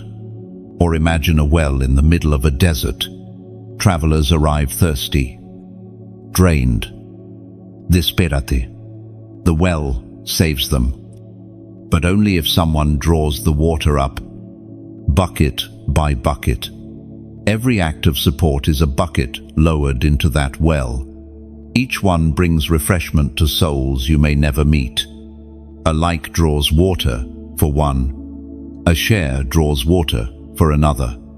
A donation pulls up an entire bucket, quenching the thirst of many. And let this be clear, There is no demand. This is not a condition for your worth or your belonging. Your value is already sealed. You are chosen. You are loved. You are marked. Support is never pressure. It is partnership. It is the joy of saying, I want to see more light reach further. It is the beauty of choosing to leave behind drops of oil, bricks for the lighthouse, or buckets of water for the thirsty. Even your comment carries weight. When you write a simple sentence, you are not just typing, you are testifying. Your words become stones in the foundation of a community where others can rest. Someone else will read and realize they are not alone. So, if this word speaks to you, write in the comments, light still wins. These 3 words are not just for you, they are a banner for someone else scrolling in silence. Someone who needs to see that darkness does not have the final say. Every act of generosity, whether visible like a donation or hidden like a quiet prayer, echoes in eternity. It is written into heaven's record. This one chose to keep the flame alive. This one chose to carry the torch further. Chosen one. You were never meant to confront darkness alone. Together, with every spark, every brick, every drop of oil, the family of light rises, and the chains that once seemed unbreakable will tremble before the fire we carry. So walk forward with courage. Stand tall in your authority. And know this, every time you give, every time you support, every time you choose to help carry the flame, you are doing more than sustaining a message. You are striking a blow against darkness itself. Your crown is not far. Your victory is near. And with every step, every word, every act of partnership, you are proving that light will always overcome. And if you choose to act, let it be with joy. Every like is like striking a match that joins the fire. Every share is a bird carrying the flame into another home. Every subscription is a stone placed in the wall of a fortress that protects countless souls. Every donation is oil poured into the lamp that refuses to go out in the night. And every comment, those simple words like, light still wins, become banners that flutter in the wind, reminding others that hope is alive. You are not pressured to give. You are invited to participate. You are not obligated to comment. You are given the honor of planting seeds of courage. These small acts seem ordinary, but in the story of eternity, they are extraordinary. They are the evidence that light did not remain in one hand, but multiplied through many. So let your actions today be free, pure, and filled with joy, because each spark you release adds to the great fire of heaven spreading across the earth. There are times when the night feels endless. You wait for dawn, but darkness lingers longer than you thought it would. You whisper prayers into the air, yet answers seem far away. This is the season of waiting, the place where faith is stretched, where hope is tested, and where patience is refined. Chosen one, waiting is not wasted. Though silence feels heavy, it is never empty. In waiting, God is weaving threads you cannot see. Like a tapestry viewed from the underside, knots and tangles seem random, even ugly. But from above, a masterpiece is taking shape. Your waiting is part of that design. Consider Abraham, who was promised descendants as numerous as the stars. Yet for years, he saw nothing. His hair grew grey, his body weakened, and still the promise tarried. But when Isaac was finally born, it was not just a son, it was the fulfillment of decades of trust. The waiting did not diminish the promise, it magnified its glory. The writings of David in the Psalms, chapter 27, verse 14, remind us, wait for the Lord, be strong and take heart and wait for the Lord. These words carry strength for your spirit. They are not a suggestion, but a command. Waiting is not passive, it is active trust. Waiting is like soil holding a seed. To the eye, nothing is happening. The earth looks barren, silent, unchanged. Yet beneath the surface, roots are forming. The seed is breaking open, preparing for life. If dug up too soon, the process is interrupted. But if left in silence, in patience, it will one day push through with fruit. So too with your promise, it is germinating in hidden places. Think also of a bow being drawn back. The tension is uncomfortable. The string stretched to its limit. Yet the longer it is drawn, the farther the arrow will fly. Waiting is your stretch. The tension is not punishment, it is power being stored for release. Chosen one. Do not measure waiting by what you see. Waiting is heaven's strategy to prepare the vessel. Without it, your spirit would remain fragile, unready for the weight of blessing. With it, you are strengthened, humbled, and matured. The prophet Isaiah, chapter 42, verse 31, declares, "But those who hope in the Lord will renew their strength. They will soar like eagles. They will run, not grow weary. They will walk, not faint." Notice, strength comes not before waiting, but through it. Hope renewed is the fruit of waiting endured. Think of Joseph, languishing in prison though he was innocent, forgotten by those he helped, ignored by the world. Yet when Pharaoh called, Joseph was ready. Years of waiting sharpened his wisdom, tempered his heart, and refined his gift. In one day, he moved from prisoner to ruler. Waiting prepared him for what would have crushed him otherwise. Your waiting is the same. Though the silence is loud, though the delay is painful, heaven is not absent. It is watching, measuring, perfecting the moment. If the blessing came too early, it would slip through your fingers. If the door opened too soon, your character might not sustain it. Waiting ensures that when the promise comes, it stays. Waiting also reveals what you worship. Will you cling to God when results are delayed?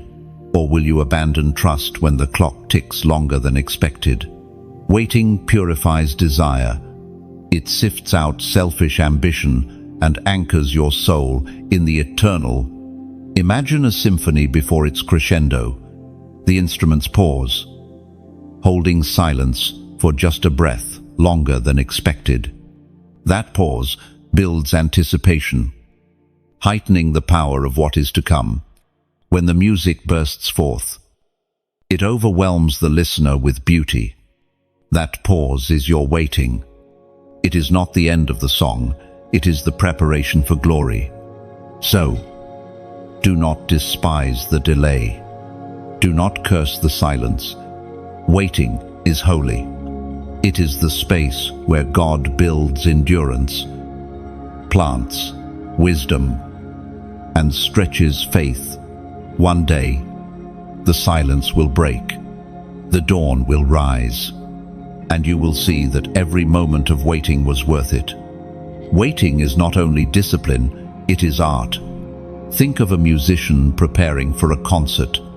The hall is silent, the audience waiting. Before the first note is played, the musician leans over the instrument and begins to tune. The strings are tightened, loosened, adjusted until they resonate perfectly. To an impatient ear, it sounds like delay. To the trained ear, it is the foundation of harmony. If the musician skipped the tuning, the entire performance would collapse. Your waiting is this tuning season. Heaven is adjusting your strings, making sure that when your song begins, it will carry clarity and power. Or picture a painter working on a masterpiece. Layers of color are carefully placed on the canvas. After each stroke, the artist must step back and wait.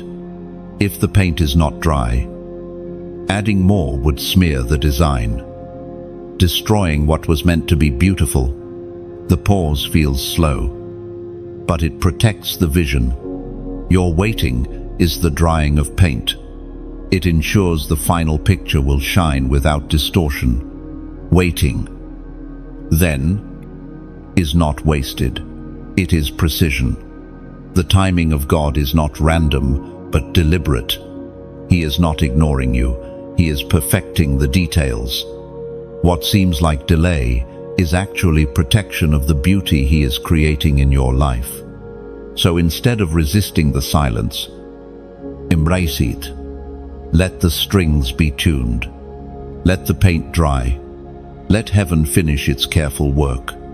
And when the music finally begins, when the painting is finally unveiled, you will understand. The waiting was never empty. It was preparation for glory. Chosen one, hold steady. Waiting is not absence, it is artistry.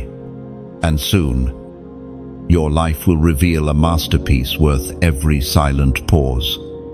There is a sacred weight to destiny. Carrying a calling is not light, because it demands both surrender and endurance. Many admire the glory of a crown, but do not see the discipline it requires. They see the light on a stage, but not the shadows in the preparation room. They see the fruit, but not the pruning. You, chosen one, know both. To be marked by heaven is to live with tension. On one hand, you are pulled by the promise of what is to come. On the other, you are pressed by the reality of where you stand. That tension can feel exhausting, but it is holy. It keeps you leaning forward, never settling for less, always stretching toward the fullness written for your life. Think of a violin string. If it is too loose, it cannot produce sound. If it is too tight, it may snap. The beauty lies in the balance, stretched enough to sing, yet not broken. That is your calling. The pressure you feel is the tuning of your life. It may seem uncomfortable, but it is what gives your spirit the ability to release melody into a silent world. The Apostle Paul, in his second letter to the Corinthians, chapter 4, verse 7, writes, "But we have this treasure in jars of clay to show that this all-surpassing power is from God and not from us. Your treasure is not carried in golden vessels, but in fragile clay jars. Your humanity, your weakness, your imperfections. The cracks you carry are not disqualifications. They are proof that the glory shining through you is divine, not human. Chosen one. The path you walk is narrow because the crown you carry is heavy. It demands solitude, discipline, and sacrifice. Many may walk with you for a season, but few will stay for the journey. That is not rejection, it is refinement. Every step removes weight you were never meant to carry. Think of a sculptor with a block of marble. At first, it looks ordinary, unremarkably, but the sculptor sees what others cannot. With each strike of the chisel, pieces fall away. To the marble, it feels like loss, but with each fragment removed, the true image begins to emerge. Your trials, your pruning, your pressing, they are the sculptor's chisel. They are not robbing you, they are revealing you. Destiny also carries a demand for endurance. Glory cannot rest on fragile foundations. Authority cannot be entrusted to those who collapse under pressure. That is why you have walked through storms others did not face. Heaven has been testing, not to harm you, but to prove you, to show that your roots are deep enough, your faith strong enough, your heart pure enough to carry what is coming. The prophet Haggai, chapter 2, verse 9, declares, "The glory of this present house will be greater than the glory of the former house, says the Lord Almighty. And in this place I will grant peace. What is ahead is greater than what is behind. The weight you feel now is proof of the glory being prepared. So do not despise the heaviness of your calling. It is not punishment, it is preparation. The weight is shaping your shoulders to carry crowns, your spirit to hold authority, your voice to release truth. When the day comes, and the fullness of your purpose unfolds, you will see that every moment of tension was tuning, every trial was chiseling, every weight was building. You are not fragile under this calling, you are being forged. And soon, the treasure within will shine so brightly that all will know. This was not by human strength, but by the hand of God. The violin string, once tuned, does not complain of the tension it sings.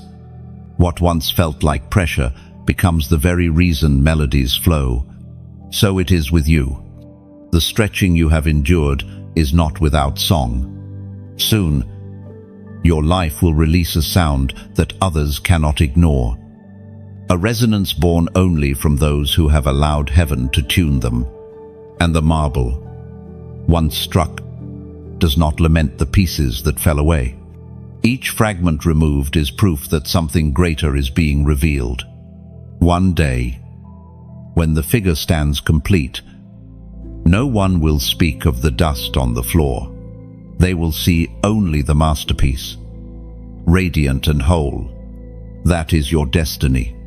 The dust of your past, the fragments of your pain, will fade before the beauty of what remains. So embrace both the string and the stone, for in the hand of the master, your life will become both music and masterpiece. There are turning points in your journey when heaven places a sign before you, not a voice thundering from the sky, not a vision that shakes the earth, but a simple marker, a reminder that you are still aligned, still covered, still chosen. One of the most common markers heaven uses is numbers. For many, they seem ordinary, but for the chosen one, they are whispers of eternity. Think back, chosen one, to the moments when a number seemed to follow you. Perhaps you saw it on a clock, a receipt, a page, or a license plate. At first, you thought it random, but then it repeated again and again. These repetitions are not coincidence. They are confirmation. Heaven often speaks through the language of numbers because numbers cannot lie, cannot be bent, cannot be silenced. They carry purity and pattern that reflect the eternal order of God.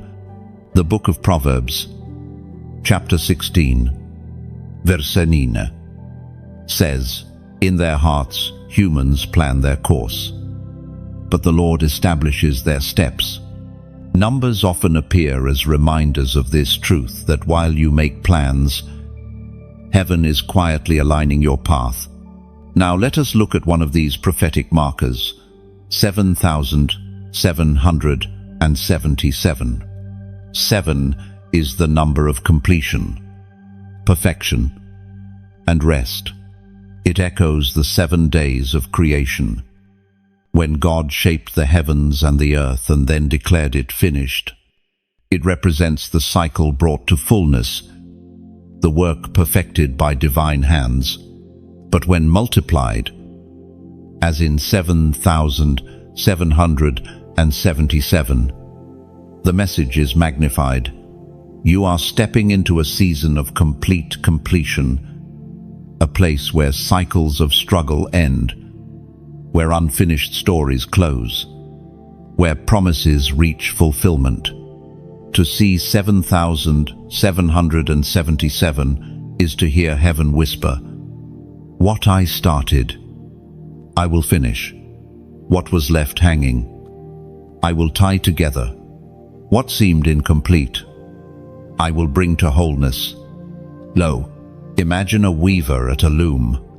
Thread after thread is passed through, pattern upon pattern woven. But the image is not clear until the final threads are tied and the fabric is finished. 7,777 is heaven's declaration that the weaving of your life is nearing clarity. The knots are being tied, the picture revealed, the story completed. Chosen one. Think also of a journey long and exhausting. For days you climb, valleys and hills, pressing your strength, just when you wonder if the summit even exists. The final turn comes, and suddenly the view stretches wide before you.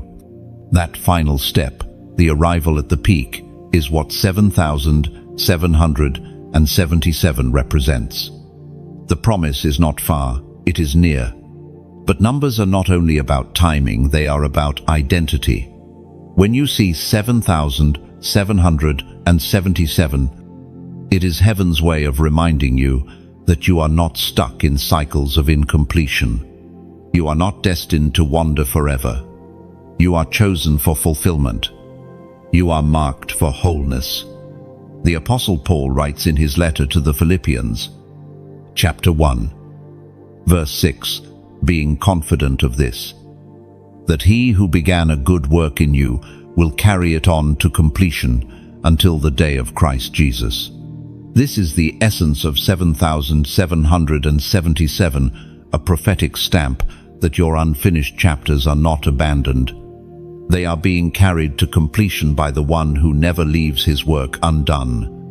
And now, as a prophetic act, I invite you to mark this moment.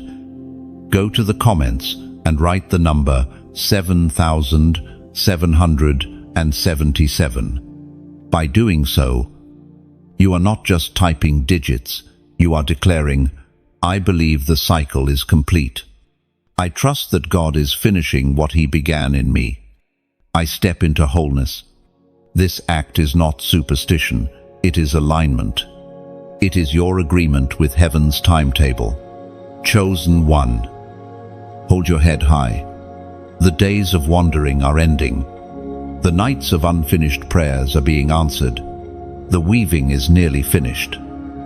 The song nearly complete. The journey nearly at its summit. And 7,777 is heaven's reminder that your story is moving toward fullness, not fragments. What you lost will be restored. What was broken will be healed. What seemed delayed will be delivered. And when the work is complete, you will stand as living proof that heaven never leaves a promise unfinished. Completion can also be seen in the turning of seasons. Winter, spring, summer, and autumn, 4 distinct movements, each necessary, each carrying its own beauty and purpose. If any season were cut short, the cycle would be broken, but when all 4 pass, the earth is renewed, harvest is gathered, and balance is restored. 7,777 is like the completion of 4 full seasons. It signifies that you have walked through winters of loss, springs of hope, summers of growth, and autumns of pruning. Now, the full cycle has prepared you for harvest. Another image, the building of a house. Foundations are laid, walls raised, roof secured, and finishing touches completed. At first, the structure looks like chaos, bricks scattered, beams exposed, dust everywhere. But when the final corner is sealed, when the last window is set, the house stands as a home. 7,777 is this final sealing. It is the voice of heaven saying, "Your structure is ready. What I've been building in you is no longer incomplete. It is habitable. It is whole." Think of how often you felt stuck in the middle.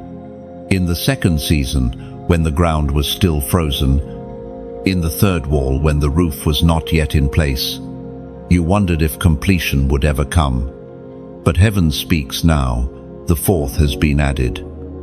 The cycle closed. The picture finished. This is why writing 7,777 is so significant. It is your declaration that you will not die in the middle. You will not be stranded halfway. You will not be defined by fragments. You will walk into fullness. You will see the house completed, the harvest gathered, the cycle fulfilled. Completion is not just about arrival, it is about rest. And soon, chosen one, you will enter that rest, knowing that what God has done in you is whole, finished, perfect. There is a mystery in how God builds a life to the human eye. It often looks like disorder, like chaos scattered on the ground. Pieces appear out of place. Seasons feel disconnected, and progress seems painfully slow. Yet, in the unseen blueprint of heaven, every stone, every beam, every nail has purpose. You, chosen one, are not wandering without design. You are being built. Consider the construction of a house. At first, there is only bare ground. The soil is torn. Foundations are dug. Trenches carved. To passers-by, it looks like destruction. But to the builder, it is preparation. Without foundations, no structure can stand. So it is with your life. The deepest cuts were not random. They were the digging of trenches where strength would later be poured. The book of Hebrews, chapter 3, verse 4, tells us, "For every house is built by someone, but God is the builder of everything." You are not building yourself. You are being built by hands far greater. Every chapter of pain, every moment of silence, every delay is a beam in your framework.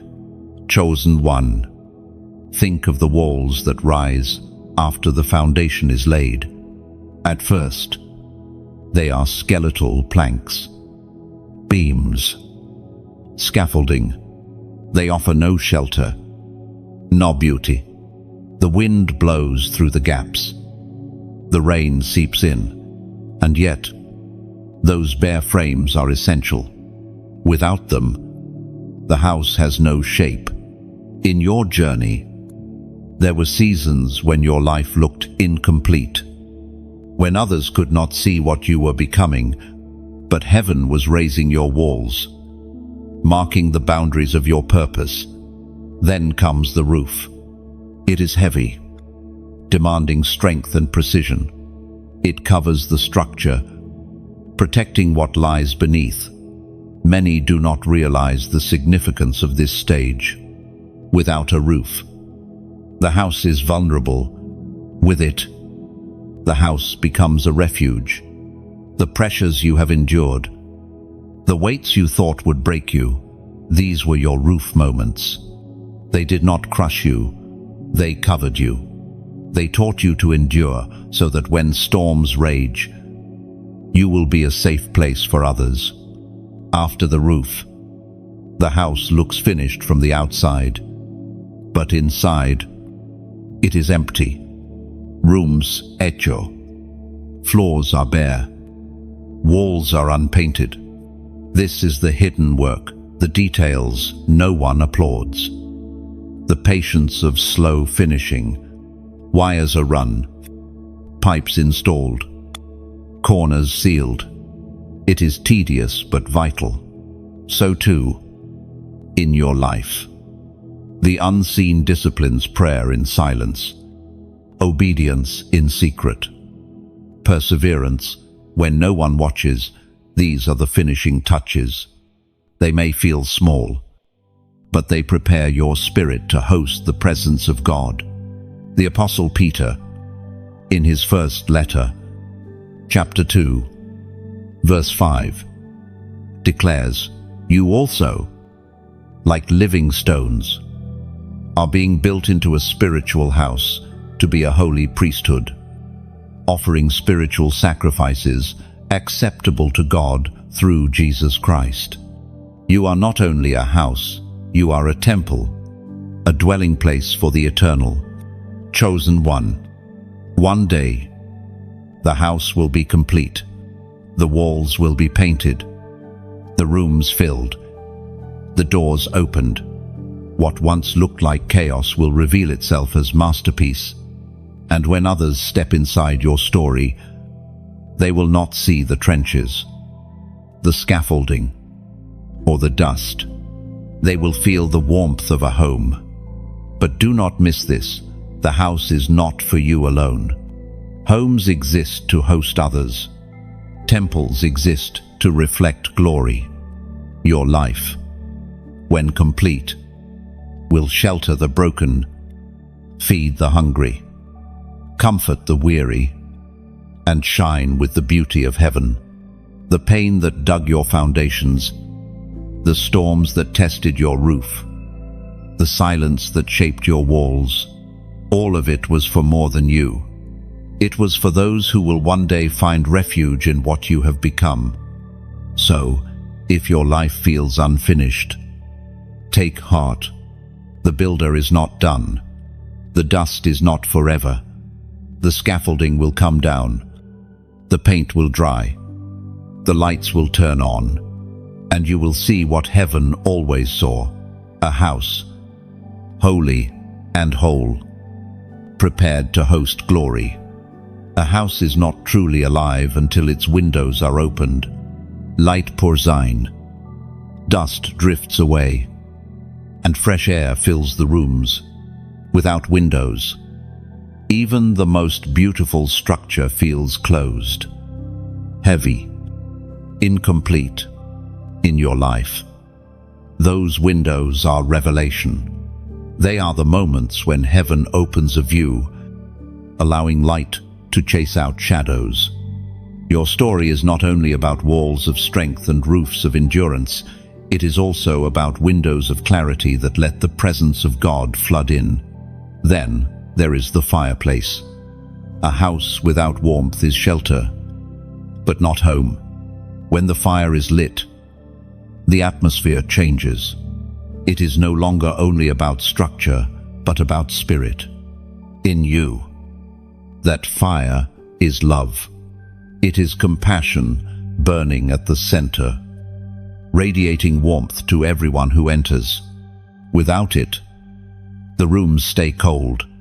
With it, your life becomes a refuge, a sanctuary, where others feel seen and safe. Even the smallest details matter. The door that swings open to welcome, the table where bread is broken, the chair where rest is offered. These are the marks of a dwelling made ready. So too, heaven is shaping not just the frame of your life, but the atmosphere, the kindness, the patience, the resilience you carry. These are the furnishings of your temple. And when the final touch is complete, When the doors open and the fire burns, others will step inside and say, "This is more than a house, it is a home." And in that moment, your journey of trenches, scaffolding, and storms will make sense. You were not only being built, you were being prepared to host the light. There comes a moment when the house is not only built, but also filled. Walls rise, windows open, and the rooms breathe. Yet a house remains silent until voices echo inside it, until footsteps fill its halls, until fire burns in its hearth. You, chosen one, are not only being built into a temple, you are being filled with purpose, a dwelling alive with light. But every house, every temple, every flame needs care. Even the most magnificent palace falls to ruin if neglected. The roof must be mended, the fire tended, the lamps filled with oil. So too, your calling and the messages that reach your heart require tending. The fire cannot sustain itself without wood. The lamp cannot glow without oil. Think of this message you are hearing now as a lamp placed in your house. It shines into corners you thought would always remain dark, and it warms spaces that felt cold for too long. Yet every lamp needs oil to keep burning. That is why your act of support, whether a like, a share, a subscription, a comment, or even a donation, is not just an action. It is oil poured into the flame. Without it, the light flickers. With it, the light reaches farther than you can imagine. The Apostle Paul, in his second letter to the Corinthians, chapter 9, verse 7, wrote, "Each of you should give what you have decided in your heart to give, not reluctantly or under compulsion. For God loves a cheerful giver." This is not about pressure, it is about choice. A house filled with love is never built on compulsion. It is built on generosity that flows freely, like a river that refuses to run dry. Imagine a garden surrounding the house.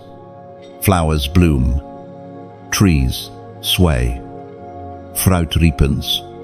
Yet such beauty exists only when someone waters, tends, and sows. Left unattended, the soil hardens. Weeds spread. Life withers. Your support is like water poured into this garden. A like is a raindrop. A share is a stream. A subscription is a steady flow. And a donation is a wellspring. Together, they keep the garden alive, vibrant, and flourishing for those who come thirsty. Or picture a great library. Shelves line the walls, filled with wisdom, stories, and truth. But a library is useless if no one maintains it. If the doors remain locked, if the books gather dust, your support is the hand that opens the doors, the key that invites others inside. Every act of generosity ensures that the knowledge and encouragement do not stay hidden but become accessible to all who seek it. Think also of a bridge stretched across a river. Every stone, every plank matters. A like is a stone set in place. A share is a plank reaching further. A subscription is the pillar that keeps it steady. And a donation is the iron chain that ensures it will never collapse. Together, these acts build a bridge strong enough for countless others to cross into light. Chosen one. Understand this clearly. You are under no demand. Nothing here is a condition of belonging. You are chosen, loved, and marked by heaven whether you act or not. But when you choose to give, whether in action or generosity, you are saying, I want to keep the fire alive. I want the garden to grow. I want the doors of the library to stay open. I want the bridge to stand strong. And that choice, made freely, becomes a holy partnership with what God is doing through these words. Even the smallest act matters. A like may seem small, but it is a spark that ignites connection. A share may seem ordinary, but it is a bridge carrying truth into another's darkness. A subscription may seem simple, but it is a brick added to the foundation of a house that shelters many. A donation may seem hidden, but it is oil poured quietly into a lamp that refuses to let the night win. And never forget the beauty of your words. When you write in the comments, you are not only speaking for yourself, you are placing a stone in the foundation of a community. Others will step on that stone, finding strength in what you have spoken. Your words echo long after you type them. A living testimony etched into the house we are building together. Think of it this way. Some are the builders. Some are the gardeners. Some are the fire keepers. Some are the bridge makers. And some are the storytellers in the library. Each one contributes differently, but all are essential. Together, we create not only a house, but a home, warm, safe, alive with hope. So I invite you, chosen one, not from pressure, but from purpose. Like, share, subscribe, write your testimony in the comments. And if you feel led, donate. These are not obligations but offerings.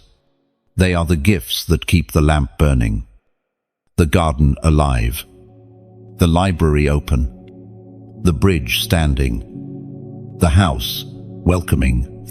And as you do, remember, what you sustain here is not only for you, it is for the wanderer still searching for home, the thirsty still longing for water, the seeker still fumbling in the dark.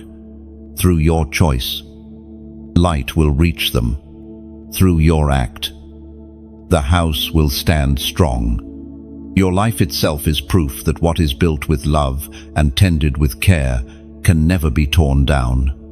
And every spark, every drop, every brick, every seed, every chain you release becomes part of the eternal structure heaven is raising through you. And remember, chosen one, every action made in love becomes eternal.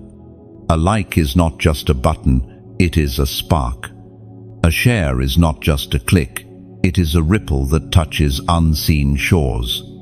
A subscription is not just a choice, it is a foundation stone in a house that shelters others. A donation is not just money, it is seed planted in eternal soil, destined to grow into trees of life that others will rest beneath. You are not pressured to give, you are invited to sow. And whatever you sow in love will never be lost.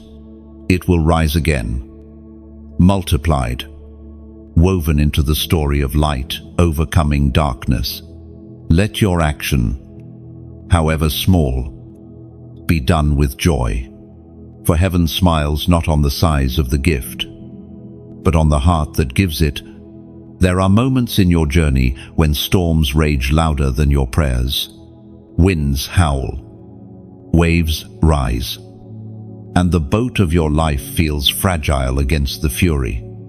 You try to steady yourself, but everything shakes. It is in these storms that faith is tested, not in calm waters, but in chaos.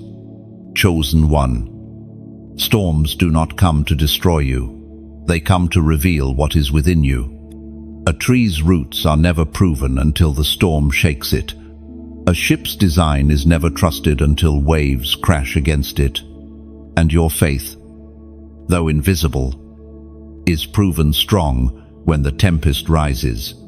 The Gospel of Matthew, chapter 8, verse 26, reminds us, "You of little faith, why are you so afraid?" Then he got up and rebuked the winds and the waves, and it was completely calm. The disciples panicked, but Jesus was asleep, because storms never dictate the authority of the one who commands the sea. Think of an anchor cast into deep waters. On the surface, the ship sways and tosses, but the anchor holds firm below. The storm may be loud, but the anchor is silent, immovable. Your anchor is not your strength, it is His presence. When fear screams, the anchor whispers, "I am here." Storms also strip away illusions. In calm weather, you believe the deck beneath you is solid, the sails unshakable, the crew enough. But when the tempest comes, you realize quickly who holds the real authority. Storms remind you that you are not in control, but you are never abandoned. Chosen one, your storm has purpose. It awakens faith. It silence pride. It draws you closer to the one who commands even the chaos. Without storms, your testimony would be theory. With them, it becomes power. Consider lightning. To the fearful, it is threat. To the traveler in darkness, it is momentary vision, flashing light across paths unseen. Even in storm, revelation comes. What you thought would blind you instead shows you the way forward. And here is something deeper. Storms do not last forever. Clouds eventually break. Winds lose strength. Rain softens into mist. What seemed endless becomes memory. And afterward, the air feels cleaner, the ground renewed, the sky brighter. Storms not only test you, they refresh the world around you. The Apostle Paul, in his second letter to the Corinthians, chapter 12, verse 9, heard these words, "My grace is sufficient for you, for my power is made perfect in weakness."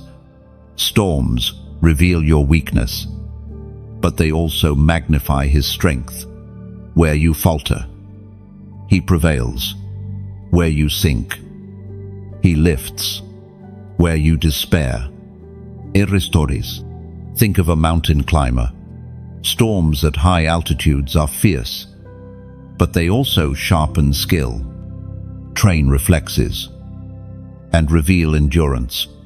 Once the climber endures, lower trails no longer intimidate. Your storms are training you for greater altitudes.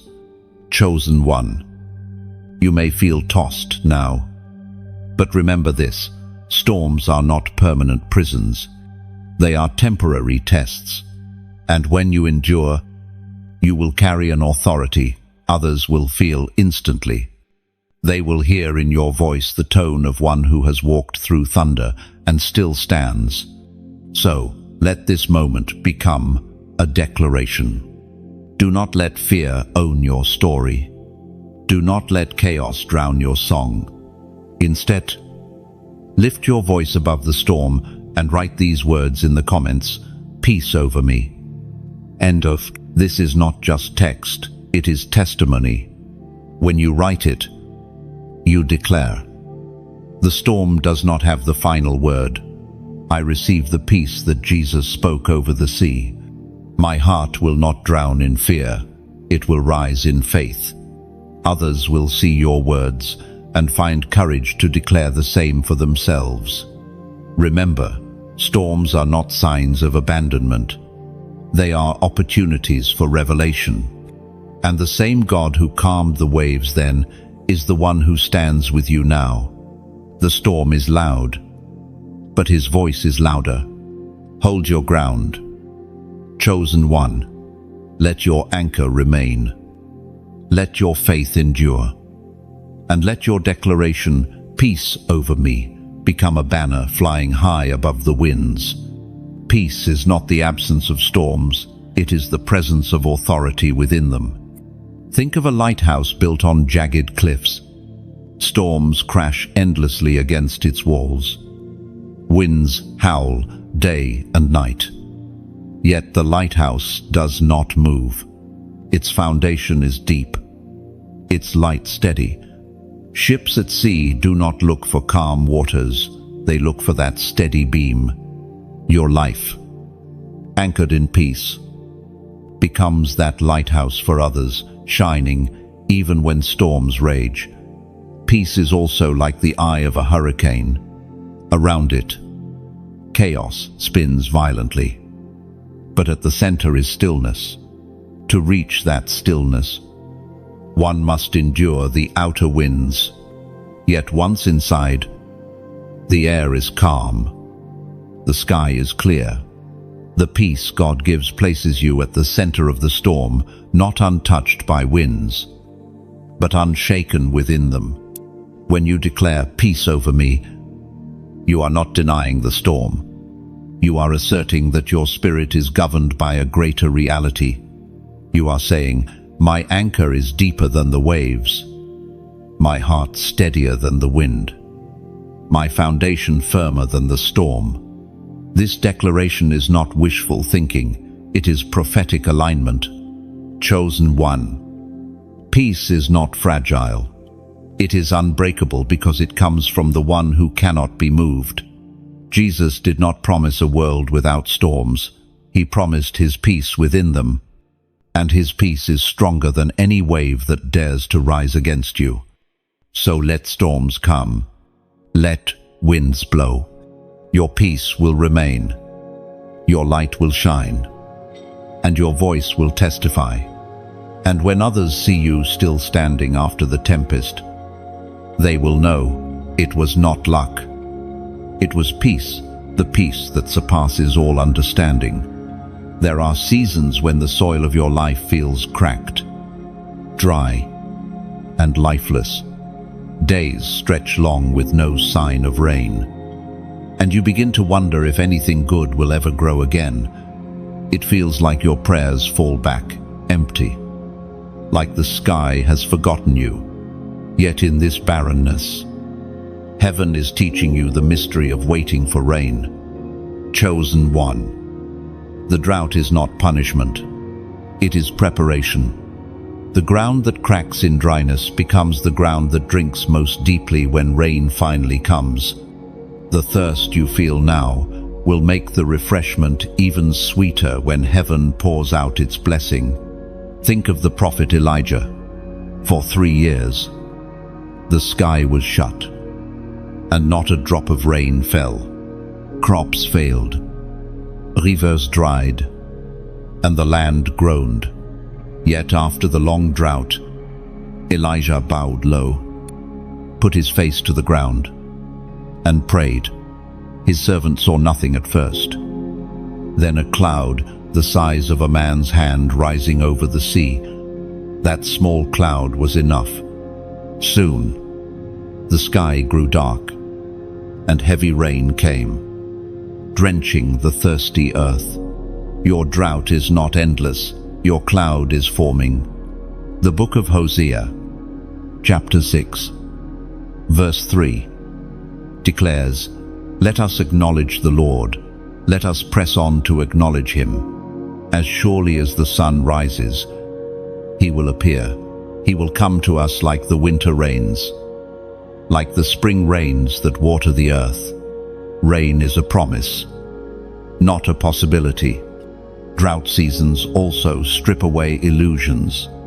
When the ground is dry, you learn quickly where your trust lies. Do you rely on the wells of men?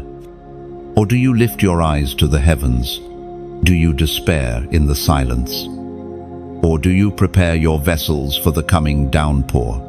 Drought exposes dependence, and in that exposure, it calls you back to the source. Chosen one.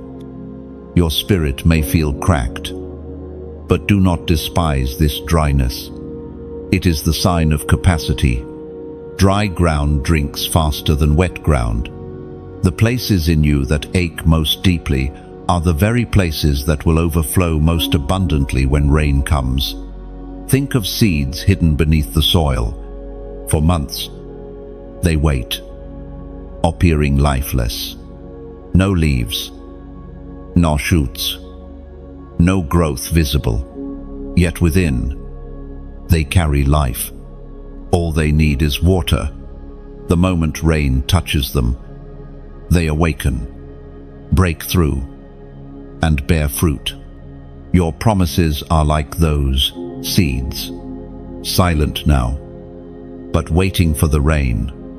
The prophet Isaiah, chapter 55, verse 10, offers this truth. As the rain and the snow come down from heaven, and do not return to it without watering the earth and making it bud and flourish, so that it yields seed for the sower and bread for the eater.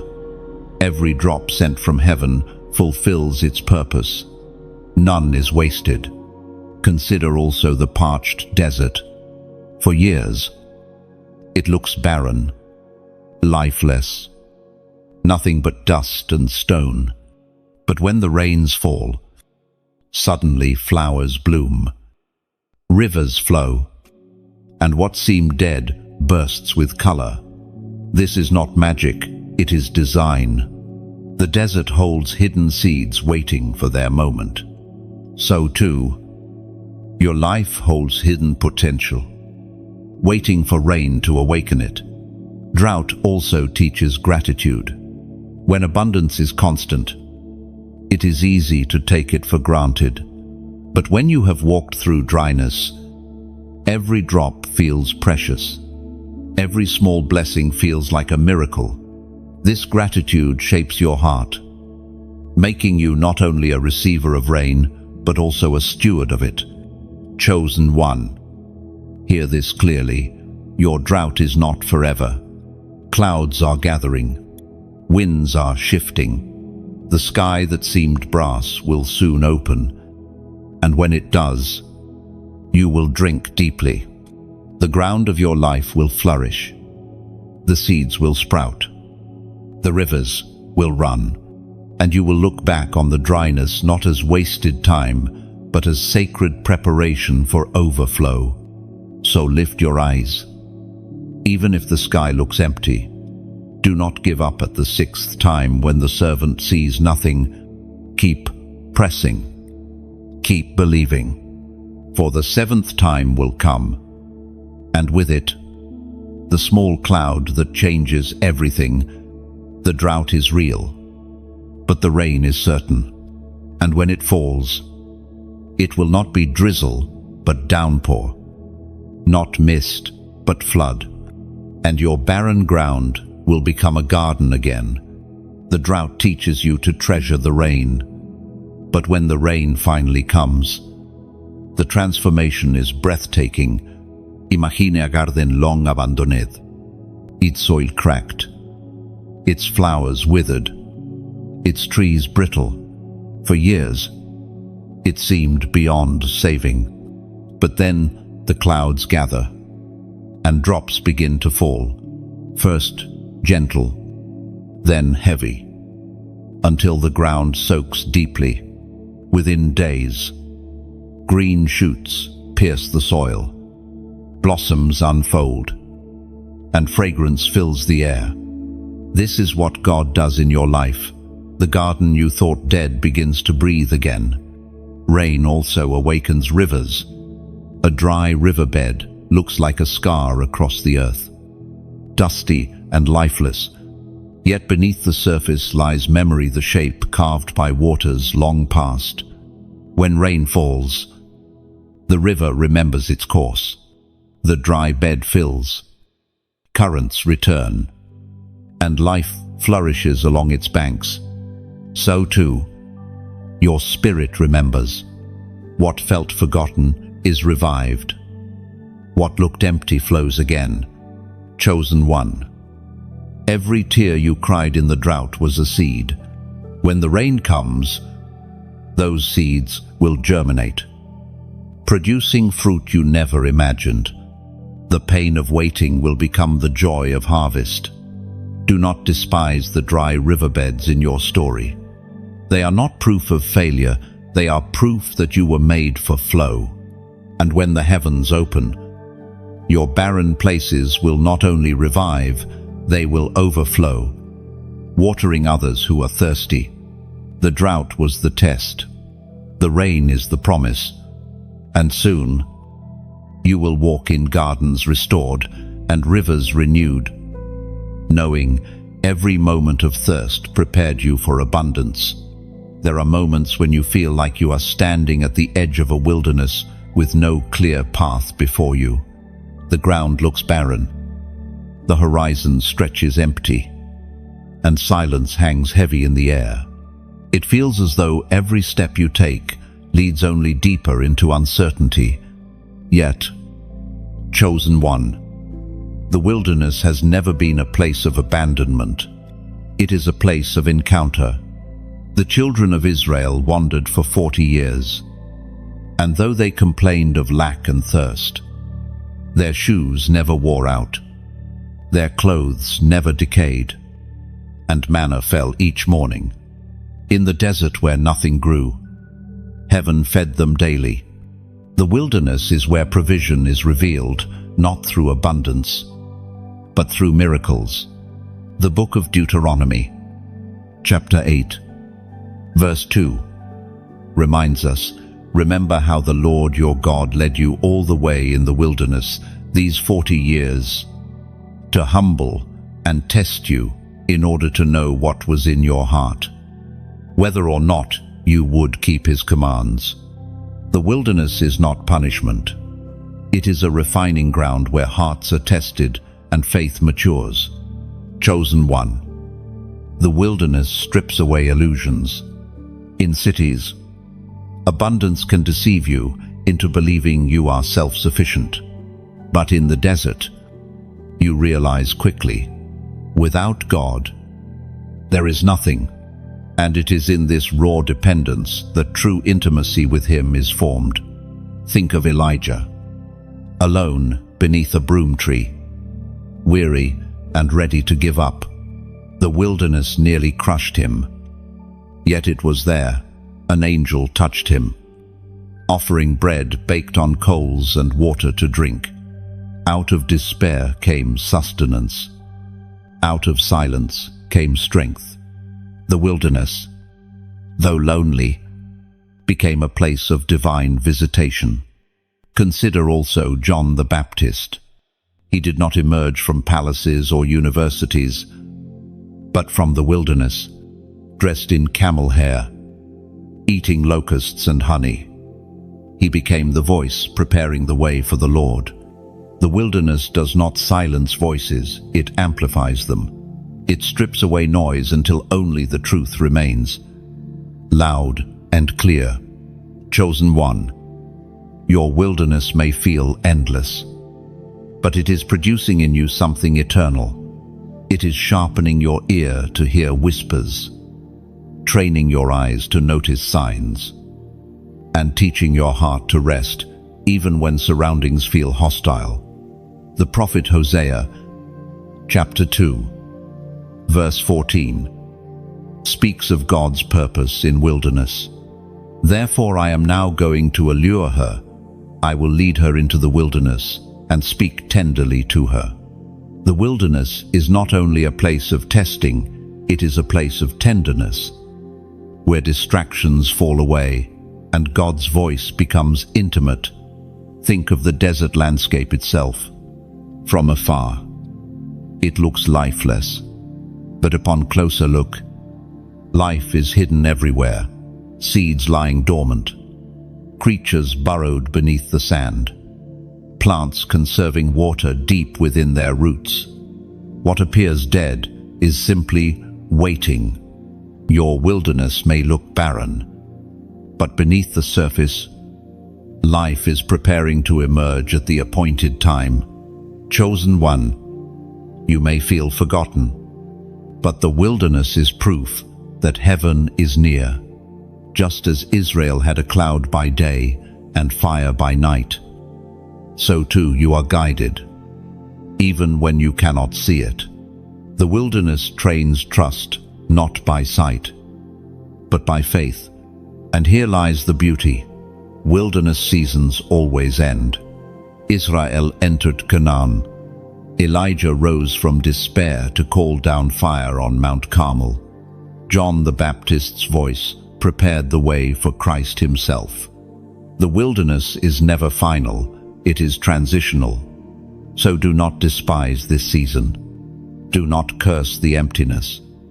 Embrace it as the very soil where miracles take root, where intimacy grows, where voices rise, and where the foundations of destiny are laid. Chosen one. Though you walk through the wilderness now, know this: rivers will one day flow. Gardens will one day bloom. Promises will one day be fulfilled. And when you look back, you will see that the wilderness was not wasted. It was the womb of your calling. Think of the desert after rainfall. For months, perhaps years, the land looked cracked, colorless, lifeless. Then suddenly, a storm passes over, and in days, the barren sand is covered in flowers, purple, red, and gold blossoms spread across the horizon as though the earth had been holding its breath all along, waiting for release. Your wilderness will one day bloom the same way. What you thought was dead is only dormant, waiting for the rain of God's timing. Beneath every desert lies hidden water. Anciens rivières run deep underground, unseen by the eye, but real nonetheless. Nomads know how to dig, how to search, how to wait. When the well is struck, life flows where death once reigned. So it is in your wilderness, though you cannot see it. Living water is beneath you, waiting to spring up in the right moment.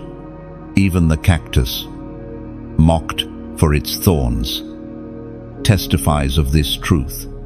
It survives where nothing else can, storing water, giving shade, providing fruit. It is proof that life can flourish even in hostile places. Your spirit, like the cactus, has been storing strength, unseen by others, but enough to carry you through. Chosen one. The wilderness will not last forever. When the season turns, rivers will break forth, flowers will bloom, and what once looked like desolation will become a garden of testimony. And when that day comes, you will see clearly. The wilderness was not a punishment, but a preparation. Not an ending, but a beginning. Lift your eyes. Even in the dry land, beneath your feet, rivers are waiting. Above your head, clouds are forming. Within your heart, seeds are ready. The wilderness will bloom, and you will bloom with it.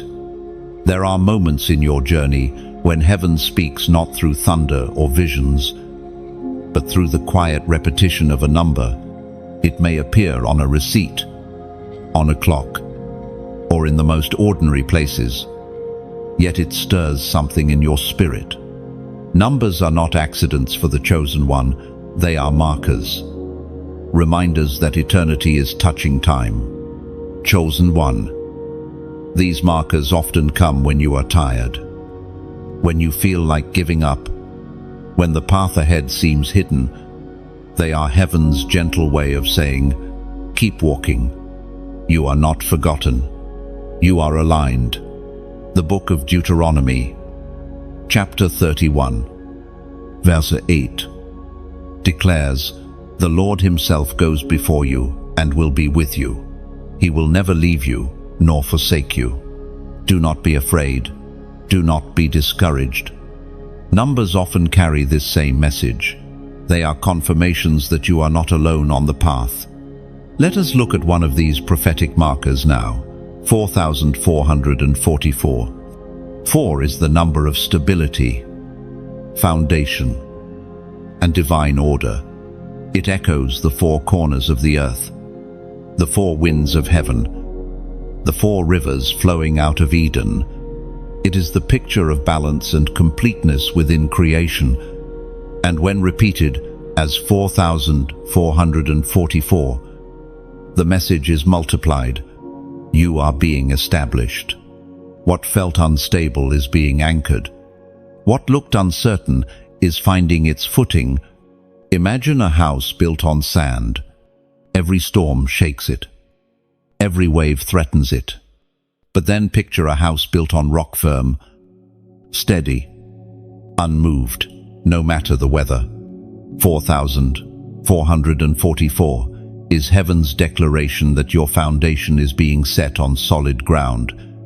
Your life is shifting from fragile to unshakable. Consider also the image of 4 pillars holding up a temple. Remove one, and the structure collapses. But with all 4 standing, the building is secure, strong, able to endure.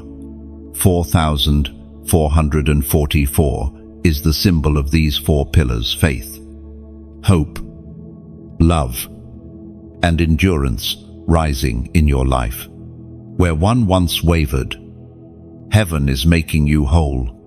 The Apostle Paul, in his first letter to the Corinthians, chapter 3, verse 11, says, "For no one can lay any foundation other than the one already laid, which is Jesus Christ."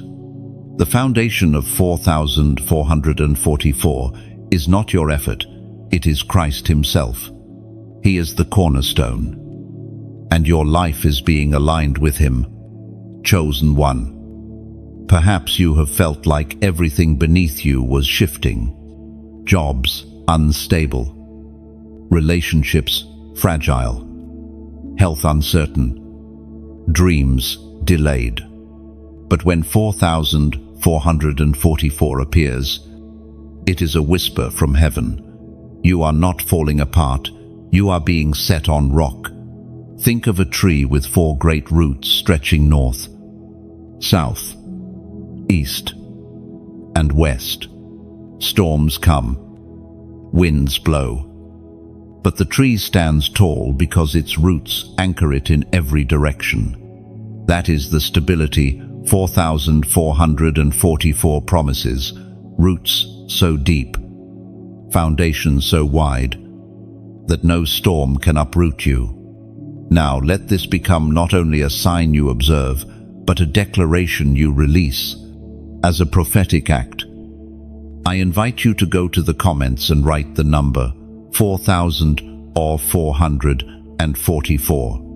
By doing so, you are saying, I choose stability. I believe my foundation is secure. I declare my life is rooted in Christ, unshakable by storms. Do not underestimate the power of this act. When you write it, you are aligning your words with heaven's order. You are declaring that your story is no longer fragile, no longer scattered, no longer uncertain. It is being established. Chosen one, hear this clearly. Your days of instability are ending. The pillars are rising. The roots are spreading. The foundation is strong. And when the next storm comes, you will not crumble. You will stand. Others will look at you and wonder how you endured. And your answer will be simple. My life is anchored in the rock. My foundation is secure. So do not fear the shaking. The shaking is proof that what is weak is falling away, and what is eternal is being revealed. You are not collapsing, you are being established. And 4,444 is the seal of that promise. Think of a bridge stretched across a wide river. without strong support, it collapses under weight. But when 4 massive pillars are set deep into the ground, the bridge holds firm. Cars, people, and even storms cannot shake it. 4,444 is like that bridge. It declares that your life is not dangling loosely over uncertainty. It rests on 4 unshakable supports that will carry you and others across safely. The pillars are your faith, your endurance, your obedience, and your love. Without one, the bridge trembles. With all 4, it becomes a passage for generations. Now picture a bird soaring in the sky, alone.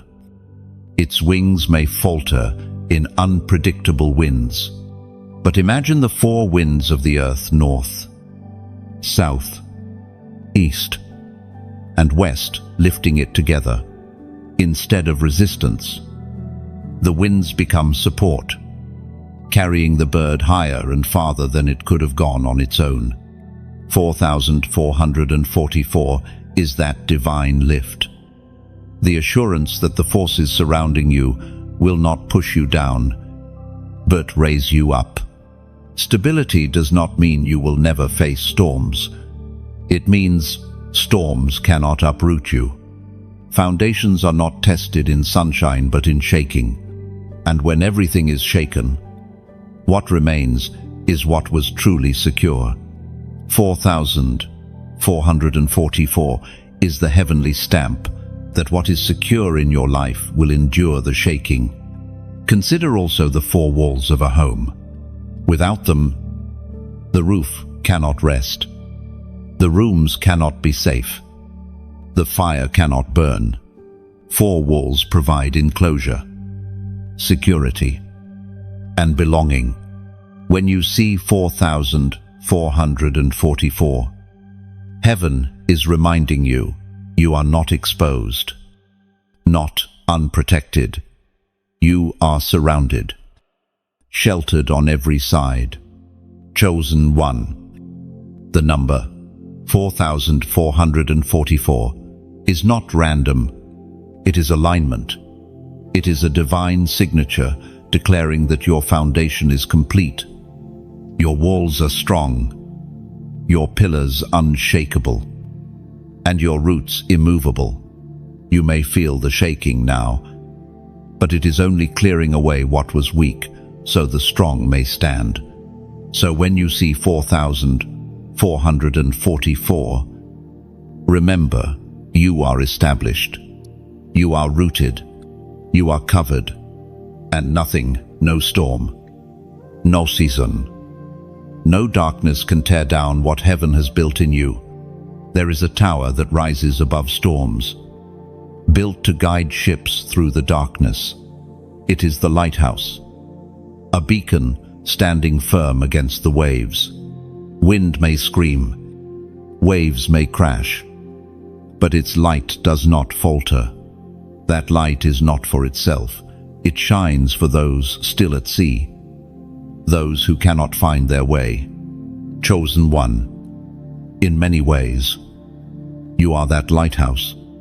Your endurance, your faith, your resilience, they are not only for you, but for others who watch from afar. Yet even a lighthouse needs care. Its walls must be maintained, its lens polished, its flame tended. Without this, the light dims, and sailors lose their way. The words you are hearing now are like the flame of that lighthouse shining guidance into your storm.